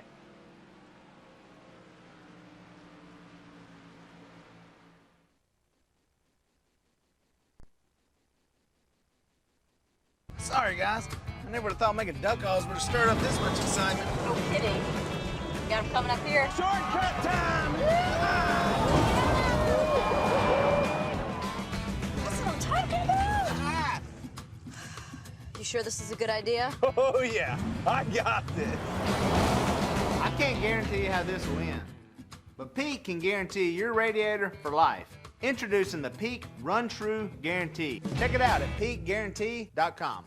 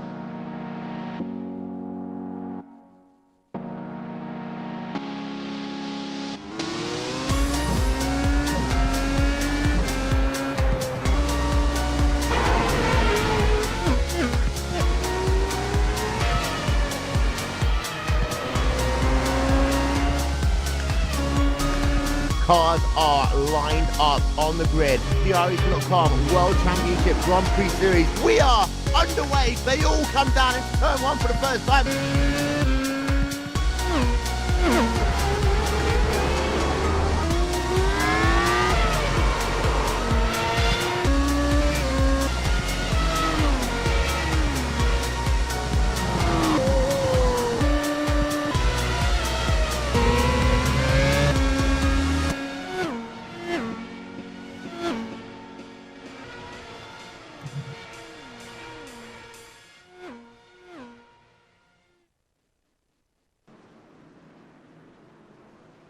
Welcome back to Daytona. You see the field lined up 2x2 on the high banks. Means next time by, they'll be at speed through that end of the speedway with 34 laps to go. Getting down to crunch time here at Daytona. And guess what? If this is just going to wet your racing whistle, Joe, well, we've got great news for you. It's not just every other week anymore. It's going to be every single Tuesday throughout this season. We'll have racing live here on PSR TV and our affiliates, including the brand new Fans Choice TV partnership, Racing Live on each of those venues with the NASCAR iRacing.com B-Class car, which is essentially the Xfinity Series car, Joe. Such a great time to be involved in this sport of sim racing. Absolutely, and if you want to get involved, now is the best time to do it. Use our promo code PR-2015 PSRTV. You buy 1 month, get 2 free, and the late model. It doesn't get better than that. Everything you need to go iRacing in 2015 and beyond at iRacing.com. Pace car lights are off. The Mustang is in. Green flag flies. Patrick Crabtree will take it, and everyone's taking their time, getting the slow start out there. Blackford getting a push from the 93 of Daly. Ray Alfalla now in the mix. Ray Alfalla trying to be the first repeat winner here at Daytona. Can he do it? Patrick Crabtree thinks otherwise. Crabtree out front for the first time here tonight, and he's going to get that shove from the two-time champion, Ray Alfalla. But remember, Alfalla's teammate, Brian Blackford, his Ford Fusion is right behind him. Pretty much some retro Wood Brothers colors on that number 1 of Brian Blackford. Good to see him back in a race car, and their former teammate, Byron Daly, right there on the back bumper of Blackford as well. Oh! Trouble, 74 around. 74 goes around, gets contact, and that is going to take out a big part of the field. Major incident on lap number 67 as Hurst goes spinning right in the middle of the group, and that is going to involve several cars in that lead group. Big wreck over in turn number 4, and really that's probably about the worst place it could have happened. Just as you're getting up to speed, Byron Daly caught a piece of it. Tyler Hudson got damaged. Justin Bolton caught a piece. Somehow, it wasn't as big up front. Matt Busa spun further back in the pack and collected others. Then Trey Eidson got involved. The number 21 of Alan Bowes caught a piece of it. He ended up collecting the number 55 of Brian Schoenberg. We see Tyler Hill sneak through, and so many others further back that caught a piece of it, including Kenny Humpy. Probably a good 12 to 15 cars catching some sort of damage off of this incident. And Joe, this is a game changer for so many drivers.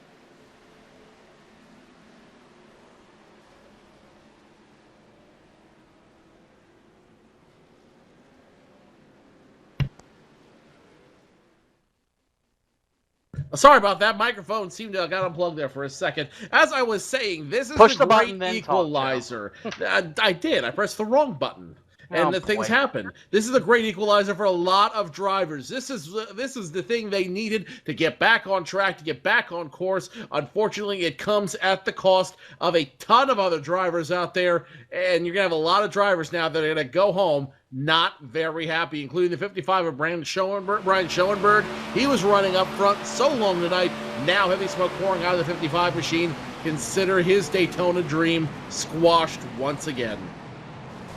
Such a tough break for the Californian Brian Schoenberg and so many others that were caught up in that crash over in turns 3 and 4.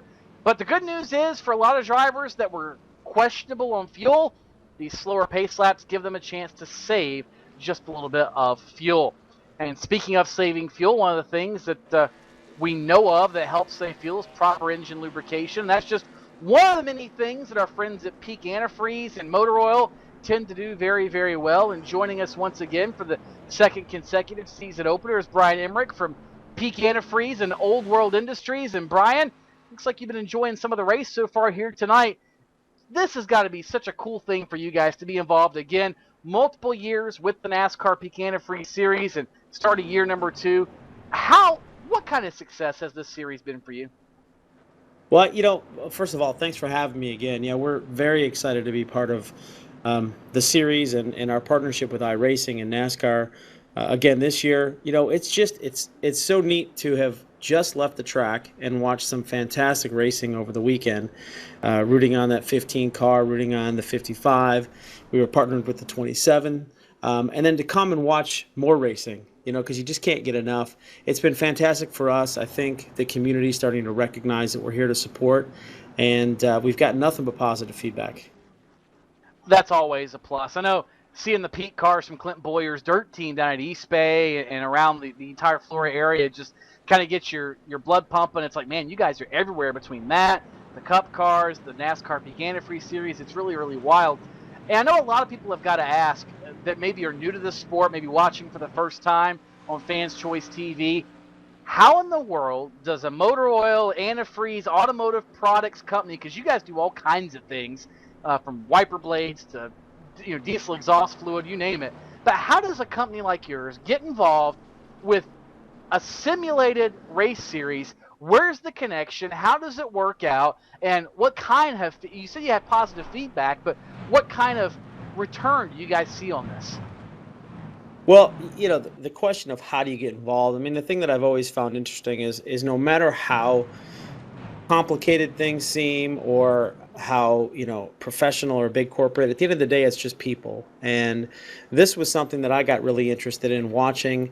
I know where this is headed in the future, and so sparked up some conversations, got involved with some of the folks over at iRacing, and got the partnership going with our Stock Car Dreams program that we did the last 2 years. And then I said, how do we get involved in even more of this? So it really just comes down to, for me, when I can partner with good folks that I know are as hungry as I am to do new and different things that can help drive our business, those are the real things that make the difference.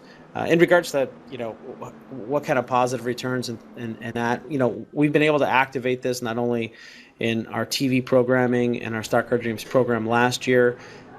We've made connections with folks that way, but socially we see the connection. We're bringing iRacing to our retail environment. We're going to continue to try to partner because we just know it's yet another channel where folks that are interested in cars and racing and the sport in general are also doing that in the real world, and they're all working on their cars. And at the end of the day, if I can just have somebody take the nod to pick up our blue bottle versus one of the other guys, that's all I need to say this is a success, and how do we keep supporting the things that we love and that our consumers love. That's certainly a plus. I have one more question for you as we get the 1 to go signal in the field, works through turns 1 and 2 under caution here for the final time. You hinted to the Stock Car Dream Challenge. It's been wildly successful. The first year, Patrick Staropoli, who ran well in the ARCA race a few weeks ago at Daytona, won a K&N Pro Series race. Then you went with Christian Payhood, went out to California, won his only race with Bill McAnally and your guys' involvement. A couple of iRacers and Paul Kashiba and Tyler Hudson were finalists with Christian Payhood. What have you guys got planned now to get more people involved and to maybe bring some iRacing talent into that Stock Car Dream Challenge again? Well, one of the things that we're doing is we've done it 2 years in a row, kind of the same deal. The second year we added the dirt component, and now we're actually taking a little bit of a time out because I've got something planned that I can't share that I think could be even bigger from a grassroots standpoint. But at the end of the day, we know that we gave a bunch of drivers the opportunity to go out and drive. I spent the weekend with Patrick. I invited him to come out and hang out on the coach that we had, and there was an extra bunk, and we spent the weekend and we talked about racing, we watched racing, we talked about how to continue to get his career going. I've met so many folks through that program that are continuing to race and I think have more of a passion for it or have been able to continue to race because of that. And that at the end of the day is all that we're looking for. We are all fans at the beginning of the day of race car drivers, whether it's online or offline or both, which is we're finding more and more of, and we just want to support that, and we just appreciate the passion that has come out of that. Well, we appreciate your involvement in the series with iRacing, with the sport as a whole, and giving some credibility to what many of us always knew, and that there's a lot of talent here within these ranks. We've got 28 laps to go, Brian. Sit back and enjoy the race with us. Thanks for having me.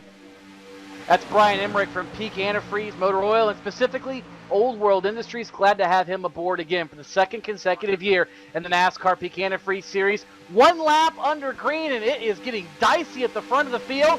And just as we talked about earlier, Joe, the big names, where are they? They're up at the front when it comes time to cash the paycheck. Ray Alfalla, Byron Daly, Tyler Hudson are all up there, Crabtree, others. It's starting to get hot and heavy for the point. That it is, Tony, and these guys are now wasting time. Oh, 3 wide, Daly Hickson, 3 wide, gives a shove to the one of Blackford. Blackford, no, they're going to get it again. Blackford totally shoved out of line that time by 3 wide. Trouble everywhere on the track. Yellow flag out. Brian Day caught a piece of it. It all started with Brian Blackford, who I think got the least amount of damage out of the whole deal. Brad Mahar just pile drove Blackford when he came back on the racetrack. That ended up catching the 27 of Cody Bias, Brian Day, Brandon Schmidt, Tyler Hill caught a little bit of damage as well, and a lot of others as they pile drove into the accident scene really had nowhere to go. But that all started with Brian Blackford coming back up on the racetrack, and just one of those racing deals. You get down late. He and Byron Daly were having some words with each other, and as he came back up to deliver the return shot, Joe, that's what shot him back down the racetrack to the apron, where he had no choice but to either spin or try to shoot up in front of the field and control it the best he could. He took a gamble. The gamble did not pay off. And now you're seeing the aftermath all over the track. Again, another hard hit for Cody Bias and Cody Bias Racing, who is nearly eliminated from the race as a result of the last wreck. And now they've got a lot of figuring out to do as time runs out. We are just about 25 laps away. 3/4 of the way done with this race, 25 laps to determine who's going to walk away the champion of the 2015 race at Daytona International Speedway. And Tony, as we predicted earlier, the gloves are coming off now. Yeah, we didn't see a lot of hip checking, a lot of side swiping, whatever you want to call it. But Byron Daly and Brian Blackford, strange it was just those two, just partook in that on the back straightaway. And those guys were teammates one race ago at Homestead, Miami, a few months ago.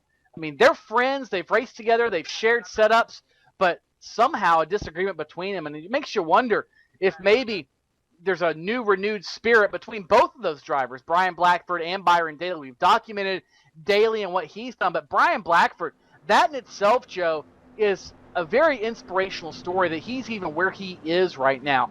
Ran into Brian, and for that matter, Ray Alfalla during the ARCA race at Daytona in the garage. He and I chatted for a little bit. He said, I might have 1 or 2 more surgeries scheduled for this deal, but I'm good to go, and I'm feeling pumped up and ready to roll. And if you're wondering what I'm talking about, Brian was involved in a karting accident, probably 6 months ago it seems like, Joe, where he was severely burned, had to have elbow replacement surgery. He was torn up pretty doggone hefty, and they were able to put him back together. They thought he would never be back in a sim car anytime soon. He didn't miss a single race. He's been back in karts. He hasn't let him slow him down one iota, and that in itself is a pretty inspirational story behind Brian Blackford. Yeah, Brian Blackford, what an incredible comeback he's had, and it's always really inspiring to see that. It's always really great to see him and to see that his spirit has not been broken by that. Anytime you climb into a race car of any type, you take a little bit of risk. You take a little bit of your own life into your own hands, and he decided to demonstrate just that when he had his karting accident. But, the will to race is bigger than that, and it's good to see him so excited and so thrilled to be sim racing, to be racing again, and, we certainly wish him the best in what he's got to endure coming up. Of course, this is not what he wanted to see. Let's kind of recap the running order for you. We've had some shuffling due to accidents, pit stops, things of that nature. 25 laps to go that time as they crossed the stripe under this yellow. It's getting down to crunch time, no doubt. What do we got? 62.5 miles left to go. That's not a lot of time here at the World Center of Racing. It is Patrick Crabtree, Ray Alfalla, PJ Sturgis. Where did he come from? Byron Daly and Tyler Hudson, the top 5. Then Nathan Wise, who got that track position earlier. He's maintained it. He is 6th. Tyler Laughlin, who started back in 37th. Brandon Schmidt, Tyler Hill, Timo Ivonen make up the top 10. And remember, these guys aren't just racing for pride. They're not just racing for the fun of it. These guys are racing for money, for cold, hard American cash out there. $10,000 to be exact. The winner of this 16-race series that runs every other Tuesday, $10,000 to the winner of it, plus the championship ring, plus the trophy, plus the designation of being a NASCAR champion, which is incredible. Second place walks away with $3,000. Third place walks away with $2,000. Not a bad payday for them, but it's not $10,000. No, it's not $10,000, but it's something, which is a whole heck of a lot better than nothing. A little bit further down the running order, let's take you further deeper in the field, I should say. Corey Vincent, newcomer, he rides 11th. Chris Overland, 12th. Alex Waring, he's recovered from that drive-through penalty at the outset of the race. He is 13th. Adam Gilliland, despite his accident, 14th. Danny Hansen is 15th.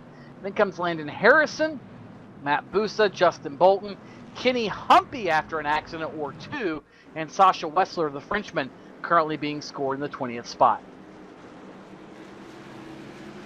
As the lights go off the pace car real quick, we'll take you down the rest of the field. Kevin King, Michael Connie, Rob Ackley, Chad Lawton, Brian Day, your top 25. Michael Johnson, Alex Scribner, Brian Blackford, Trey Eidson, Stephen Gilbert, your top 30. Taylor Hurst, Jake Sturgis, Brad Mahar, Casey Tucker, Brian Schoenberg, Andrew Fash, Alan Bowes, still scored somewhere on the track.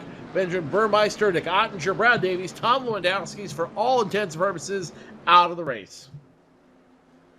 Note for Sasha Wessler fans, looks like he came down pit road and now he is back at the tail of the field, topping off the fuel tank. And that's something, Joe, that we really haven't talked a lot about. We've had a couple of cautions. We should be in the fuel window, but nobody 100% for sure is within their fuel window except some of these drivers that came in under these cautions and topped off the tank. Could we see another fuel mileage race here at Daytona? Remember, Dale Earnhardt Jr. won one a few years ago. I think it's entirely possible because, as you mentioned earlier, there is no overdrive finish. There's no green, white, checkered, and there's no multiple groups in. So, no, it's entirely possible.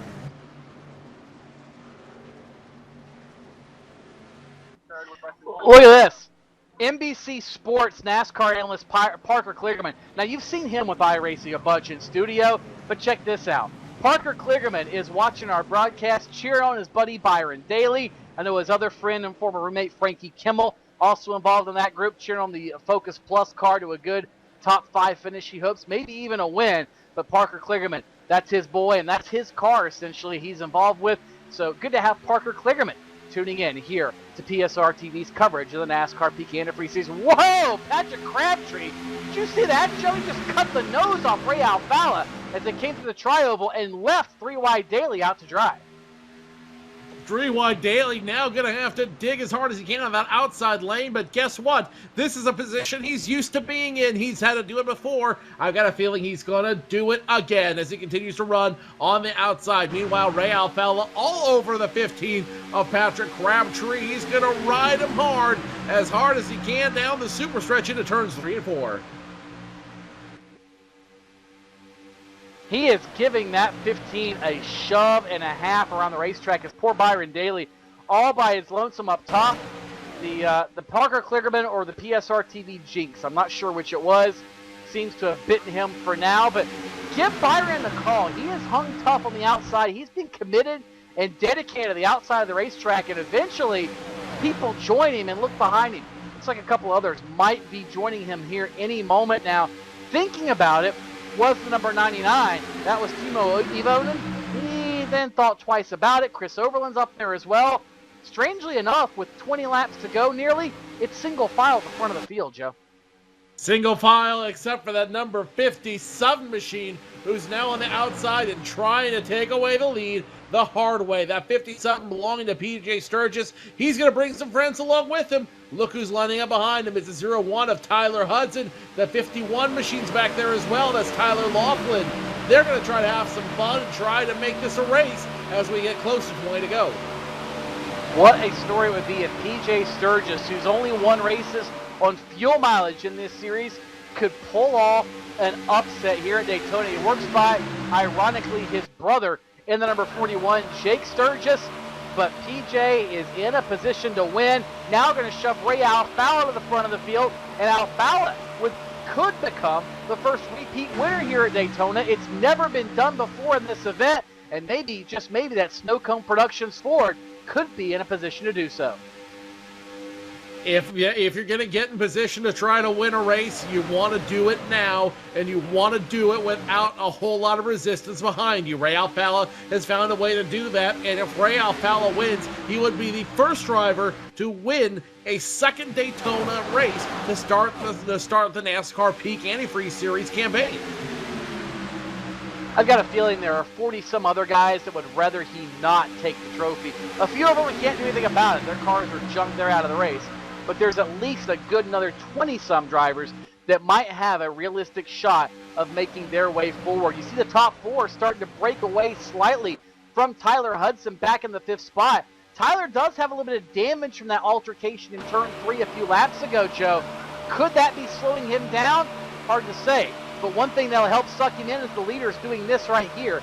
Crabtree, Laughlin, Alfala, Sturgis all side by side. This will punch a little bit bigger hole in the air for everybody else to suck up into.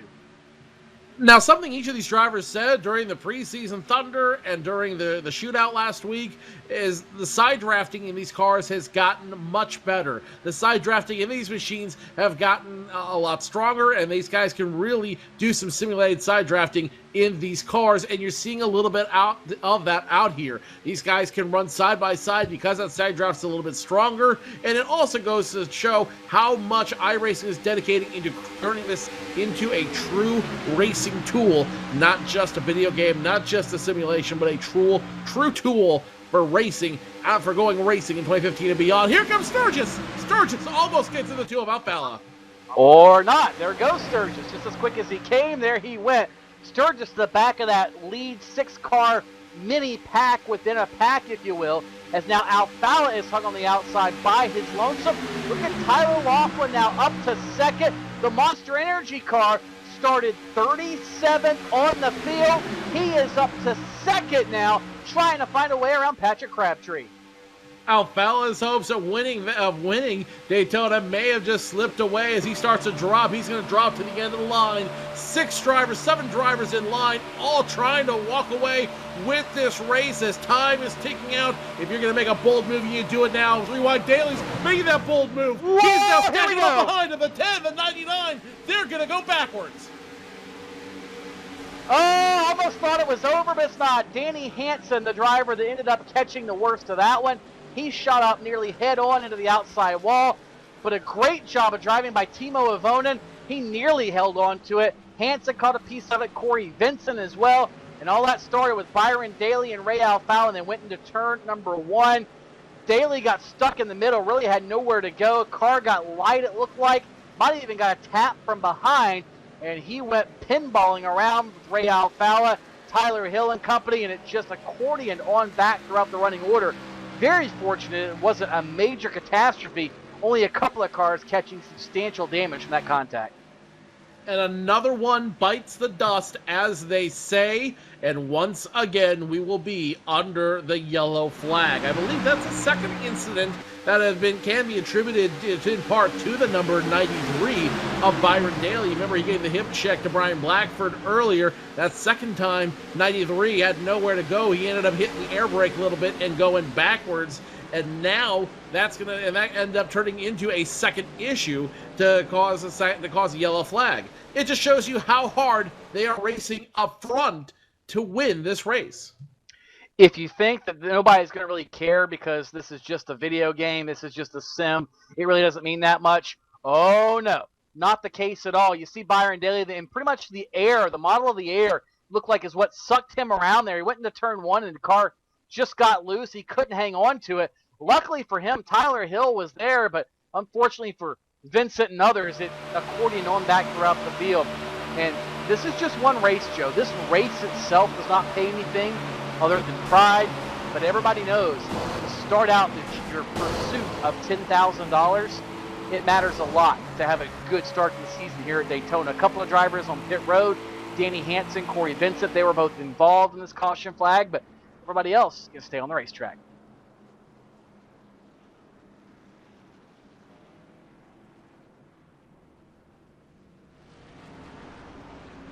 So here we are. When we go back to green flag racing in just a few laps, we should be plus or minus a 10 to go. Remember, there's no overdrive. There's no green-white checker finish here. So what we could be looking at when we go back to green flag racing is a green flag that could decide this race, Tony. We'll discuss that and so much more when we come back. The final laps of the season opener for the NASCAR Peak Antifreeze Series are coming up on the other side of this break. We'll be right back.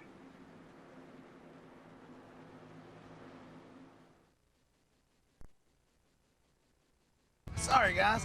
I never would have thought making duck calls would have stirred up this much excitement. No kidding. Got him coming up here. Shortcut time!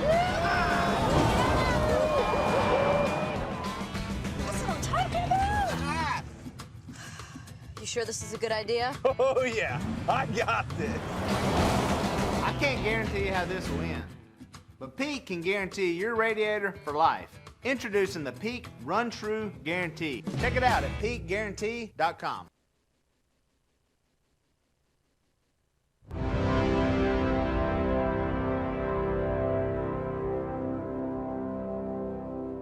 Race fans, it's time for those most famous words in motorsports. Drivers, start your engines!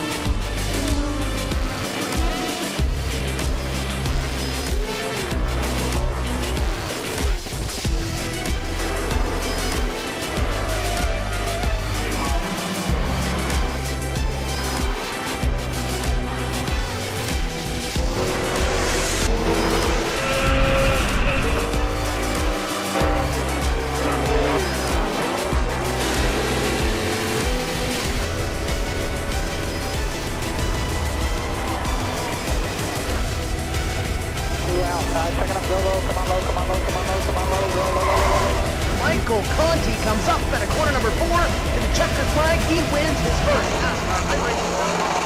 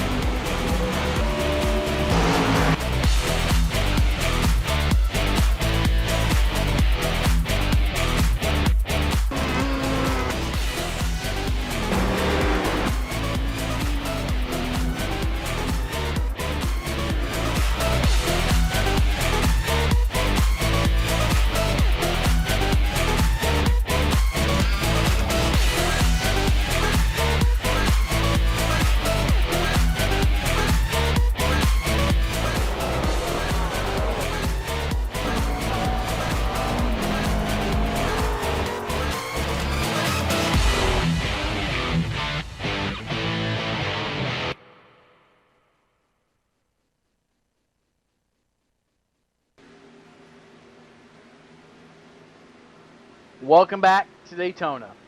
Green flag with 12 laps to go. What does that mean? There's not a whole lot of time to get the job done. Just 30 miles remain in the season opening 250 miler here at the World Center Racing for the NASCAR Peak Antifreeze Series. 12 laps, and Joe, as we hinted before we went to break, just 12 laps. There is no overdrive finish, no green-white checker. It is a race to lap 100, whatever flag the race might be under at that time. That's absolutely correct, and something very interesting to consider here.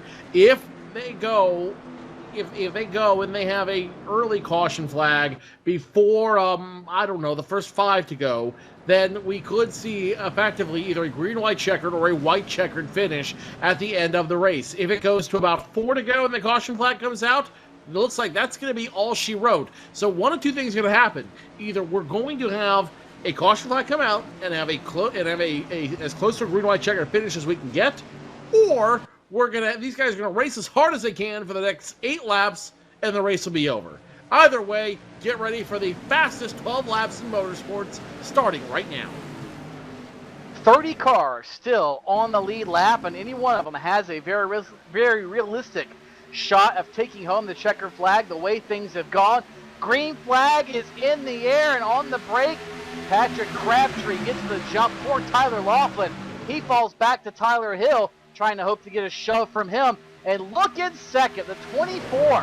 Where did he come from again? Nathan Wise, that gamble from earlier has paid off. He is in a runner-up spot at Daytona with less than 30 miles to go. And look who's right behind him, the 2 of Ray Alfala, the 93 of Byron Daly. They're still in the mix. Now climbing on the outside, it's going to be the 51 of Tyler Laughlin, the 9 of Tyler Hill's in the mix as well. And now on the outside lane, it's going to be the 82 of Alex Warren. He started a lap down. He's now back in the top 10. The 57 of PJ Sturgis, he's in the mix once again as well. It's going to be a crazy finish. Crazy finish, no doubt. Everybody trying to plot their marks right now, figure out where they want to go. The moves are in the mind. It's just a matter of executing. And Joe, because of that lack of a green-white checker finish, as you ride on board Tyler Hill, who picked up his first Pro Series win last season at Charlotte, or excuse me, the off-season, I guess, for this series at Charlotte. This is when you've really got to think about when to make your move. Do you make it now so if the caution comes out, it's made? Do you try to hold on so if the caution comes, but then you risk the caution coming out? There are so many things going through drivers' minds at this juncture of the race. I'd hate to be a driver at this stage. 10 laps to go at the World Center of Speed as the 93 almost gets sideways coming across the start-finish line.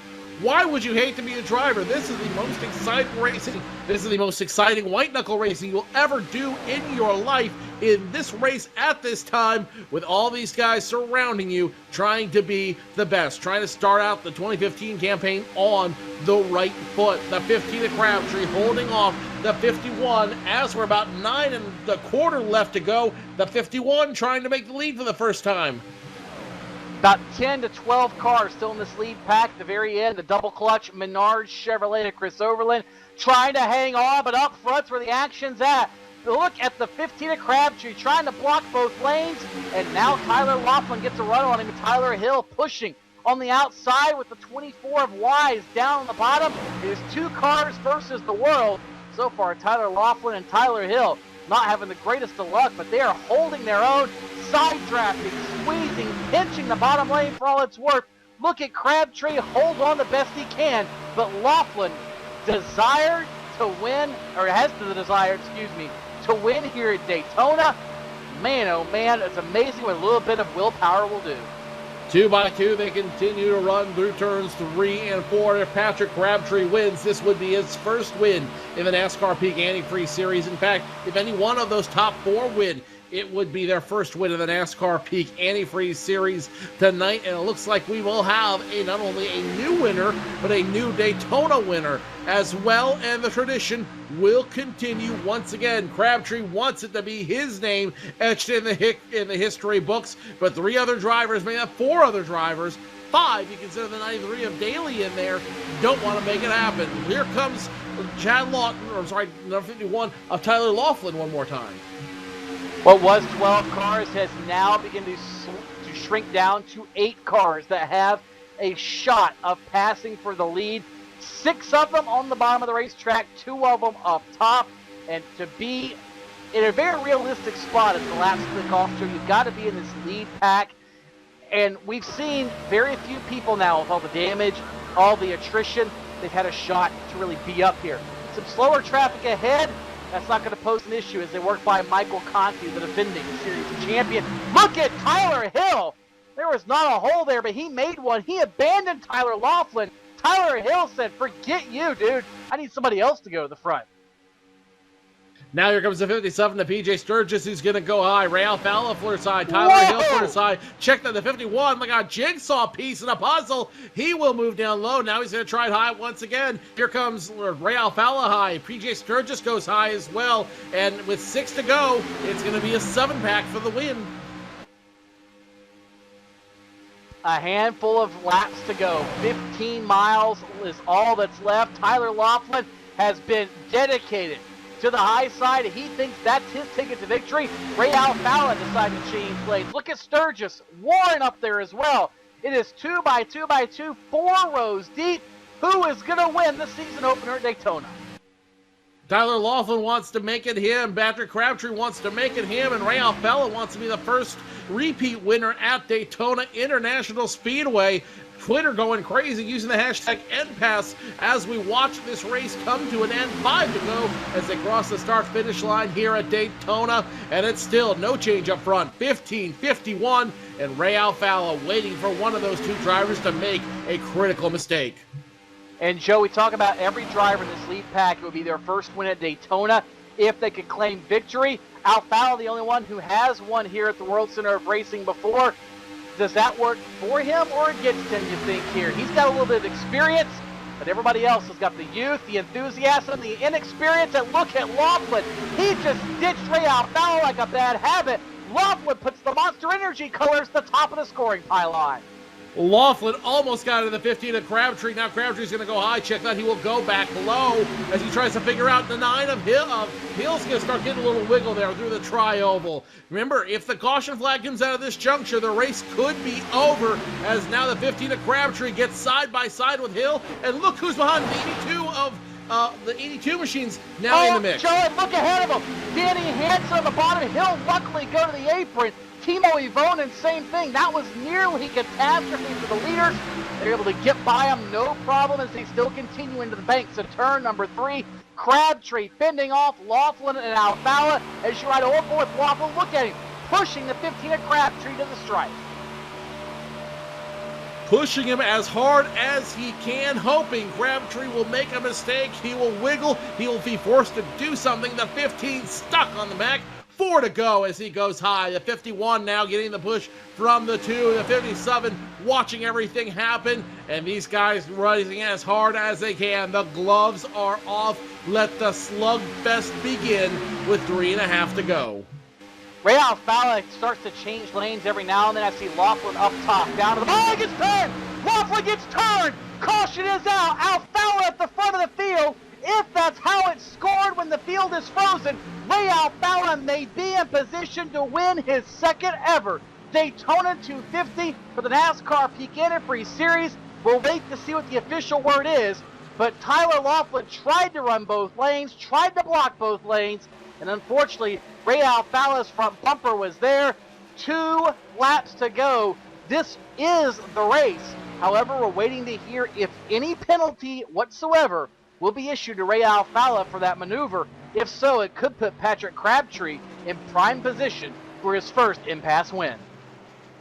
Tony, I'm watching this replay over and over again, and it's hard to say whether or not Ray Alfalla may have used the chrome horn to get the 51 out of his way. Taking a look at that replay, you're right. The 51 of Tyler Laughlin did everything he could to try to play both lanes, try to block both lanes, getting the push from the 2 of Alfalla. And as the 51 tried to go down low, the 2 didn't necessarily follow him, followed him just enough to keep pushing him, and they gave him just enough pressure on that right side to send him straight nose first into the safer barrier and then spinning like a top back into traffic. Tyler Laughlin, his dream is done, and Ray Alfalla could be your first repeat winner. Joe, it looks like whenever they tried to change lanes, Alfalla was clear and Laughlin knew that. His spotter most likely telling him. But when Laughlin turned the wheel left, Alfala was fine to push on the outside corner. It would turn him back left where he was going. When he turned the wheel back right, that ever so slight much to try to straighten the car out, that car was so light, it was just on edge, and that's what sent Tyler Laughlin from the penthouse to the outhouse and into the outside wall, taking out a couple of others in the process.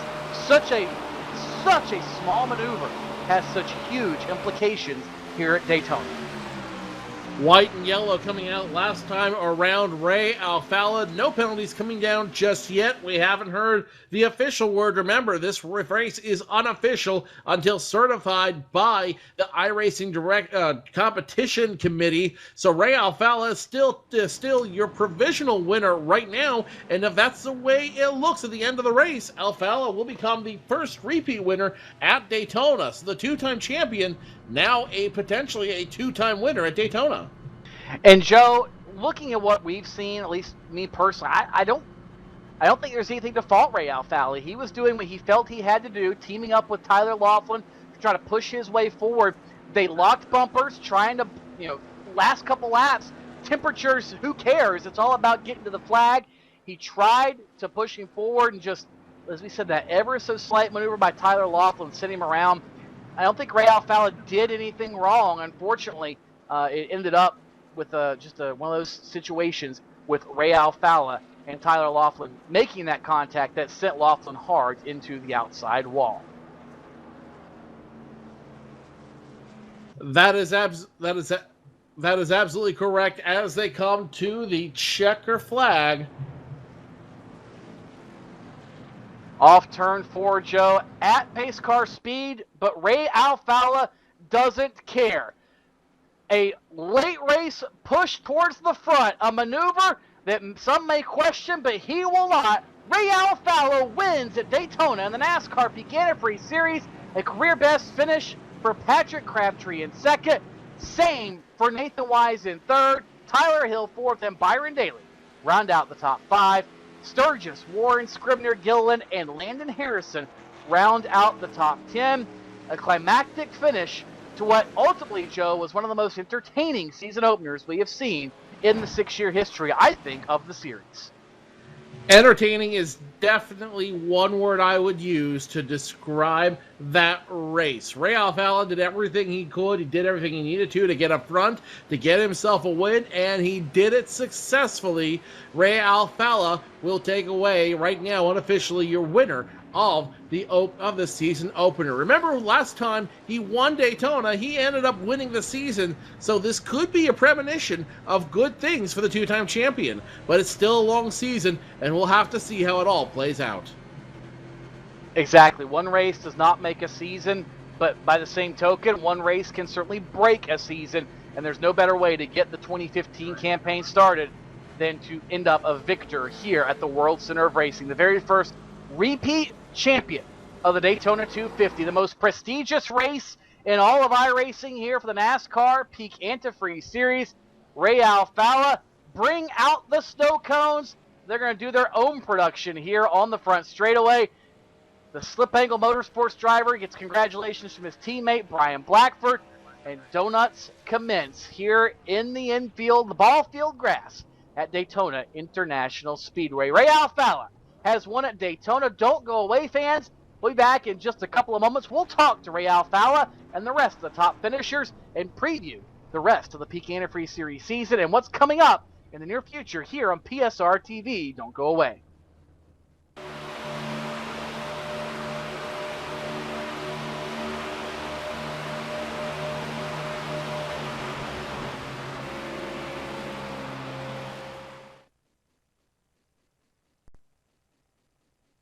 Sorry, guys. I never would have thought making duck calls would have stirred up this much excitement. No kidding. Got him coming up here. Shortcut time! That's what I'm talking about. You sure this is a good idea? Oh, yeah. I got this. I can't guarantee you how this will end, but Pete can guarantee your radiator for life. Introducing the Peak Run True Guarantee. Check it out at peakguarantee.com.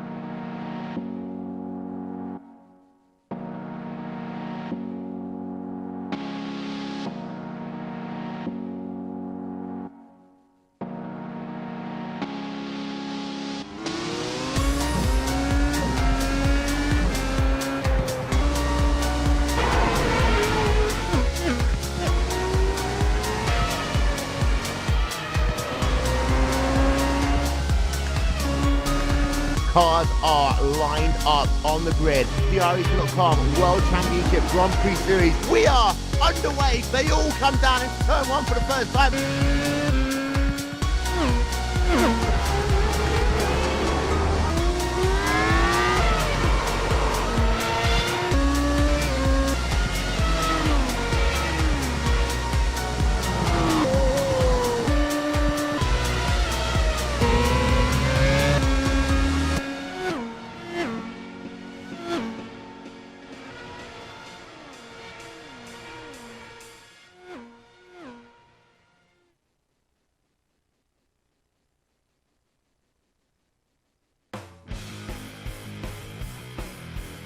Welcome back to the NASCAR Peak Antifreeze Series season opener here at the Daytona International Speedway.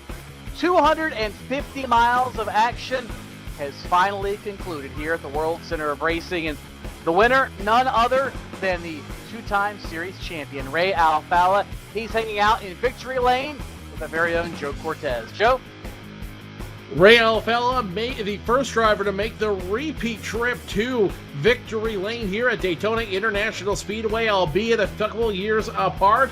But Ray, congratulations on being the first two-time winner here at Daytona. Thanks, guys. Like I said over there before leaving the server, definitely not the way I'd like to win them. I was just pushing Tyler there, and we were working the top. I was pretty much...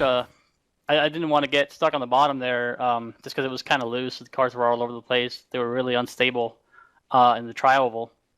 So I went to the top and just decided to push whoever was in front of me. And it was Patrick and Tyler just rotating. And we got a good run down the backstretch, and we cleared Patrick. And we were just going to slide in. And I was just going to slide into second. And I mean, I was just looking for a top 10 coming into this race because I've had so many issues with this race in the past. So I just got to apologize. It was just one of those bumper lag hooks. I've never even seen it like that. Normally when somebody gets hooked like that, it would be me. It would be the second place car. So I've never seen it happen like that on the straightaway. But I mean, I've had so many weird things happen to me at Daytona. I guess it's in my favor this time, even though it's at the expense of Tyler. So I apologize about that. But yeah, you know what a race. My teammate Brian Blackford and I qualified about 98th and 99th, and then we were in the top 5 after green flag stop. With somehow. 3.5 to go. Do anything special? Ray Really. Alfalla Just didn't mess up, and I guess other now people messed up or did something. I know I've sped here like twice before. And I didn't want to speed, so we got up there, and then Blackford got involved in a wreck there, and I was just hoping to finish at the end, and look what happened. That's pretty crazy. Ray, last time you won Daytona, you ended up capping off the season with a championship. Is it going to be number 3 in 2015? Well, I've been trying to do that for the past 2 years, so I can't say for sure yes, but I'll say this: I'm not sure you can win the championship at Daytona, but you definitely can lose it. And I know last couple of years, 2013, I definitely lost it at Daytona, and last year it would have been very close. So. Just, got to thank Snow Cone Productions, Snow Cone and Victory Lane, free snow cones for everybody. Stemson X, everybody at Slip Angle, Peak for sponsoring the series. Again, sorry to Tyler, just wanted to push him, wanted to help him out there. And also, it reminded me I was pushing the monster car to the lead. So, get well soon to Kyle Busch. I know Tyler's a big fan, so, tough deal there. That's going to be... I don't even know what to do with my hands right now. Ray Alfalla, the first repeat winner at Daytona, takes away the first race of the 2015 campaign. Tony Stevens called up their second place finisher, Patrick Crabtree. Probably the most disappointed guy in all of Daytona is Patrick Crabtree. Led a race high 34 laps and really came out of nowhere. But Patrick, is there anything you could have done any differently to try to put yourself in a different position coming down to those last few laps to maybe be in the same spot Ray Alfalla is right now? Man, I've been playing it back through my head ever since the race stopped, and I think the only thing that could have kept me in first place was dragging the brake out of 4 and maybe checking up that line a little bit, because they got a huge run on me. I just couldn't do anything, but congrats to Ray. That was a great race. A lot of fun. Patrick, you're obviously a little bit of a newcomer now to the NASCAR Peak Antifreeze Series, coming through the Pro Series. What does this do for you now for the next 15 races? In a couple of weeks, we'll have race number 2. Does this give you any sort of shot in the arm? What does this do for your confidence heading into the rest of the season? That was a huge confidence booster to run like this in your first ever DWC race. You know, my nerves were pretty high going into this race. I just didn't want to do anything silly and, you know, maybe wreck the car or anything. I just wanted to keep it in one piece for this race. So second place is definitely a plus. Well, that's Patrick Crabtree. He finishes second in his number 15 runner-up here tonight at Daytona. Another surprise driver finished in the 3rd spot, also standing by with Joe Cortez. Joe? Nathan Wise, a newcomer to the sim. He's going to walk away, position number 3. And Nathan, first show here in the NASCAR Peak Antifreeze Series. First top 3 finish. Not a bad way to start. Oh, no, it's not. I came in this race expecting hopefully a 20th, but that's much better. I'll take a 3rd any day. How do you build off the momentum tonight in 2 weeks to Vegas? How do you take the good energy you have here and apply it to a whole different racetrack in 2 weeks' time? Oh, it's definitely a confidence booster for sure. You know, I was a little starstruck getting out here with guys like Ray and Ottinger and all those guys, but this definitely helps with not feeling so intimidated. Just gonna work on the set, work on it a lot, and make sure it's good on the long run. Nathan Wise in the 24 machine, finishing 3rd here tonight in his debut in the NASCAR Peak Antifreeze Series. Tony, I believe you've got Tyler Hill caught up with you, another newcomer, finishing 4th. Yes, Joe was fortunate enough to be able to be part of his win at Charlotte Motor Speedway. What seems like a few weeks ago, been a couple of months ago now, his first win in the NASCAR iRacing.com Pro Series. However, Tyler Hill came up just a few spots short tonight, but Tyler, take us through your race. You were really not much of a factor till the second half of the night. How did you decide to become such a factor, and how did you stay up in the top 10 for the second half of that race? Well, it was a full race effort. We knew it was going to be a long race, and I don't know if you documented where we started. We were the last car, so we had the last pit box, and we figured in the early goings that we were just going to take it easy, keep the car in one piece, and see if once we got past halfway, if we could start moving forward. So we hung out there for a long time, and we started having some of those cautions, and we were just fortunate enough where we were far enough back we could miss a few of them, and then got some track position. Still had a few of our teammates left. I was working there with Tyler towards the end of the race, and we were working really well together, and felt like on that last restart that we were in great position, nose to tail, and it just didn't quite work out our way. I hate it for him getting spun right there at the very end, and kind of losing what we'd worked for that entire last segment. But overall, I mean, 4th from 43rd, I don't think you can ask for much more than that. And getting started with the season, I'm more than happy with that. I'm actually tickled. I think tickled for any driver moving up from the Pro Series to the NASCAR Peak Antifreeze Series is an accurate description.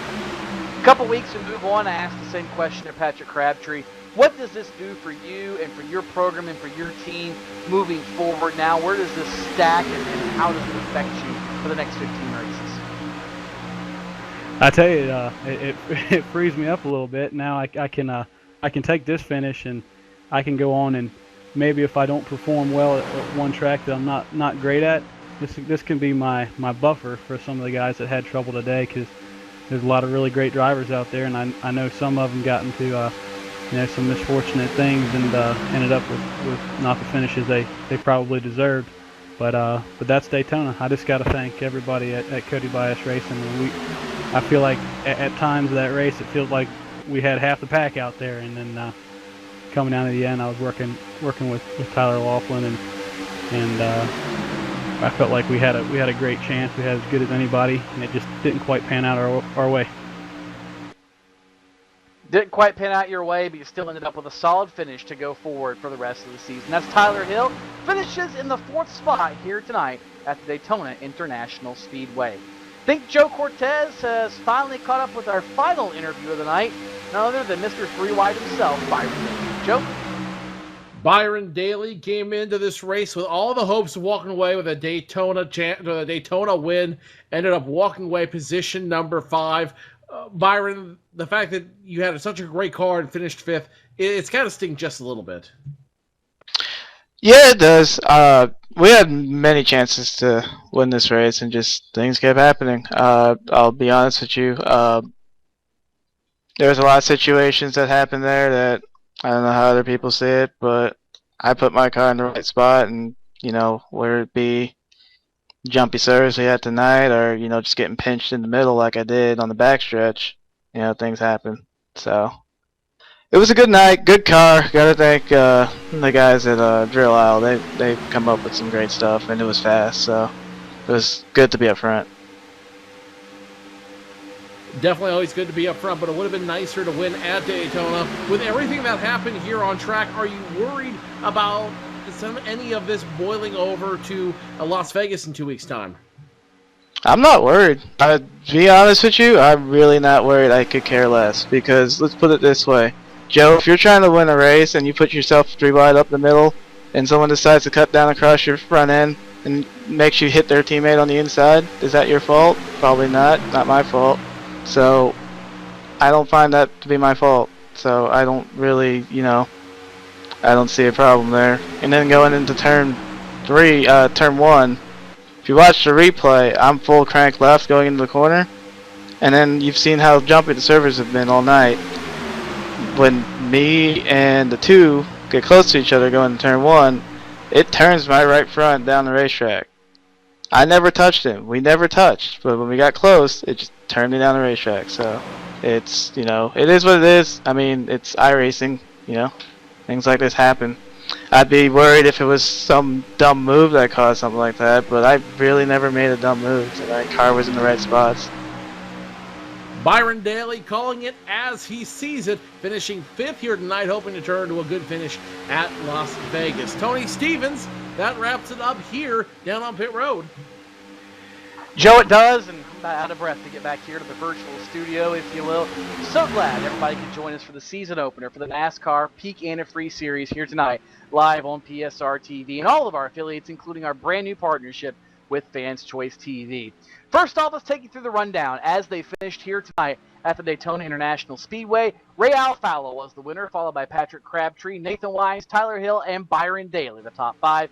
Then it was P.J. Sturgis, Alex Warren, Alex Scribner, Adam Gillen, and Landon Harrison in the top 10. 11th was Chris Overland. Matt Busa was 12th. Tyler Hudson, 13th. Kenny Humpy, 14th. And 15th was Chad Lawton. Justin Bolton ended up in the 16th spot. 17th was Cody Bias. 18th, Tyler Laughlin after his massive impact on the back straightaway. 19th, Brandon Schmidt. And 20th was Sasha Wessler. 21st, Corey Vincent, Brian Blackford followed him. Kevin King, Rob Ackley, and Trey Eidson finished 25th. Then it was Stephen Gilbert, Taylor Hurst, Brian Day after he had a great qualifying run and ran up front early. He finished 28th. Timo Ivonen, 29th, and Danny Hansen finished in the 30th spot.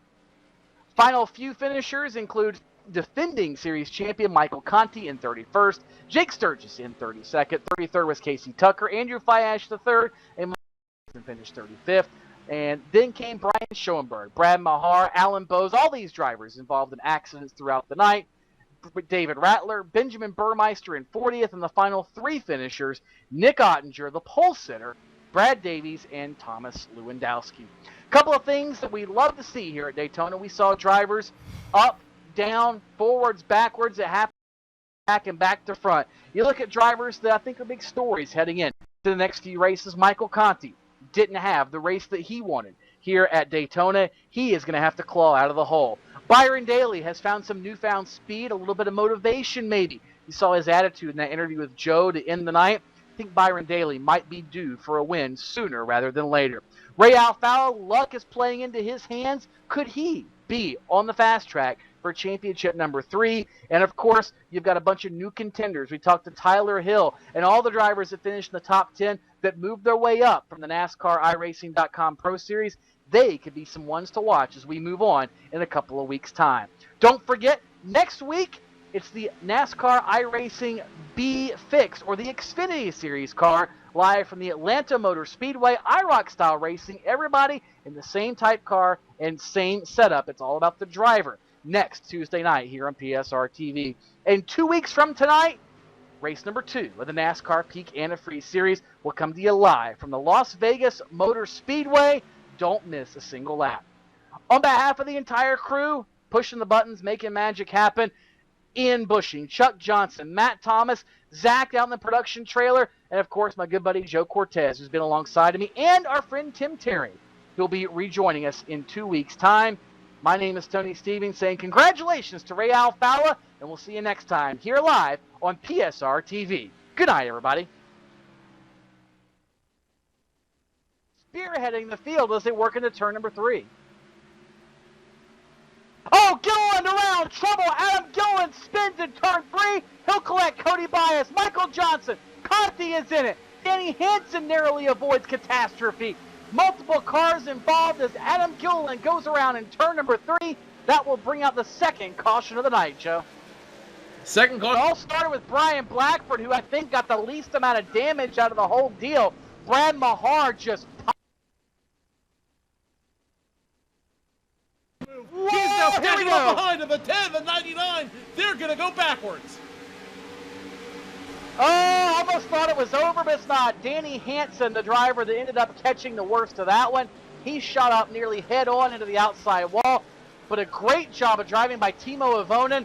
He nearly held on to it. Hansen caught a piece of it, Corey Vincent as well, and all that started with Byron Daly and Ray Alfalla, and then went into turn number 1. Daly got stuck in the middle, really had nowhere to go. And unfortunately,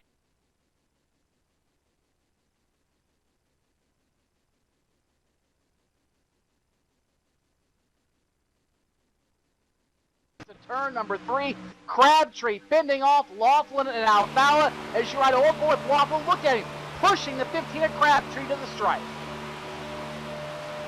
Pushing him as hard as he can, hoping Crabtree will make a mistake. He will wiggle. He will be forced to do something. The 15 stuck on the back. 4 to go as he goes high. The 51 now getting the push from the 2. The 57 watching everything happen. And these guys rising as hard as they can. The gloves are off. Let the slugfest begin with 3.5 to go. Ray Alfalla starts to change lanes every now and then. I see Laughlin up top, down to the ball. He gets turned.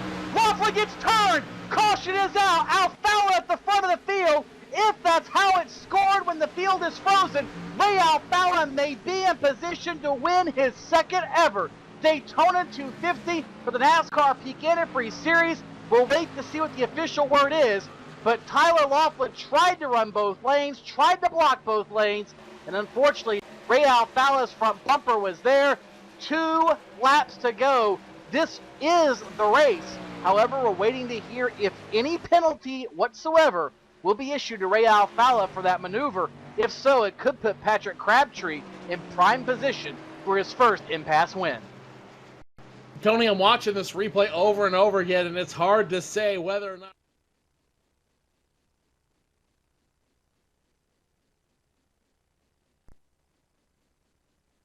Sorry, guys.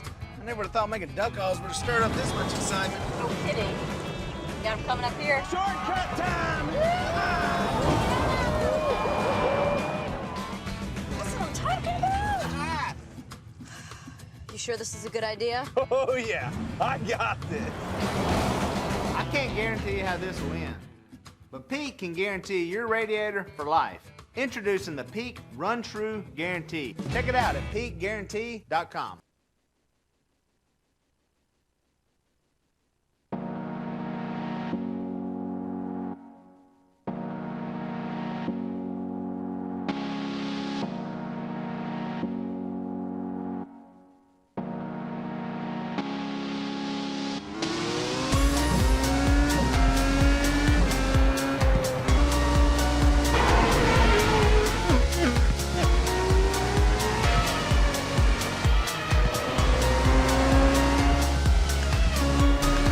Cars are lined up on the grid. The iRacing.com World Championship Grand Prix Series. We are underway. They all come down into turn 1 for the first time.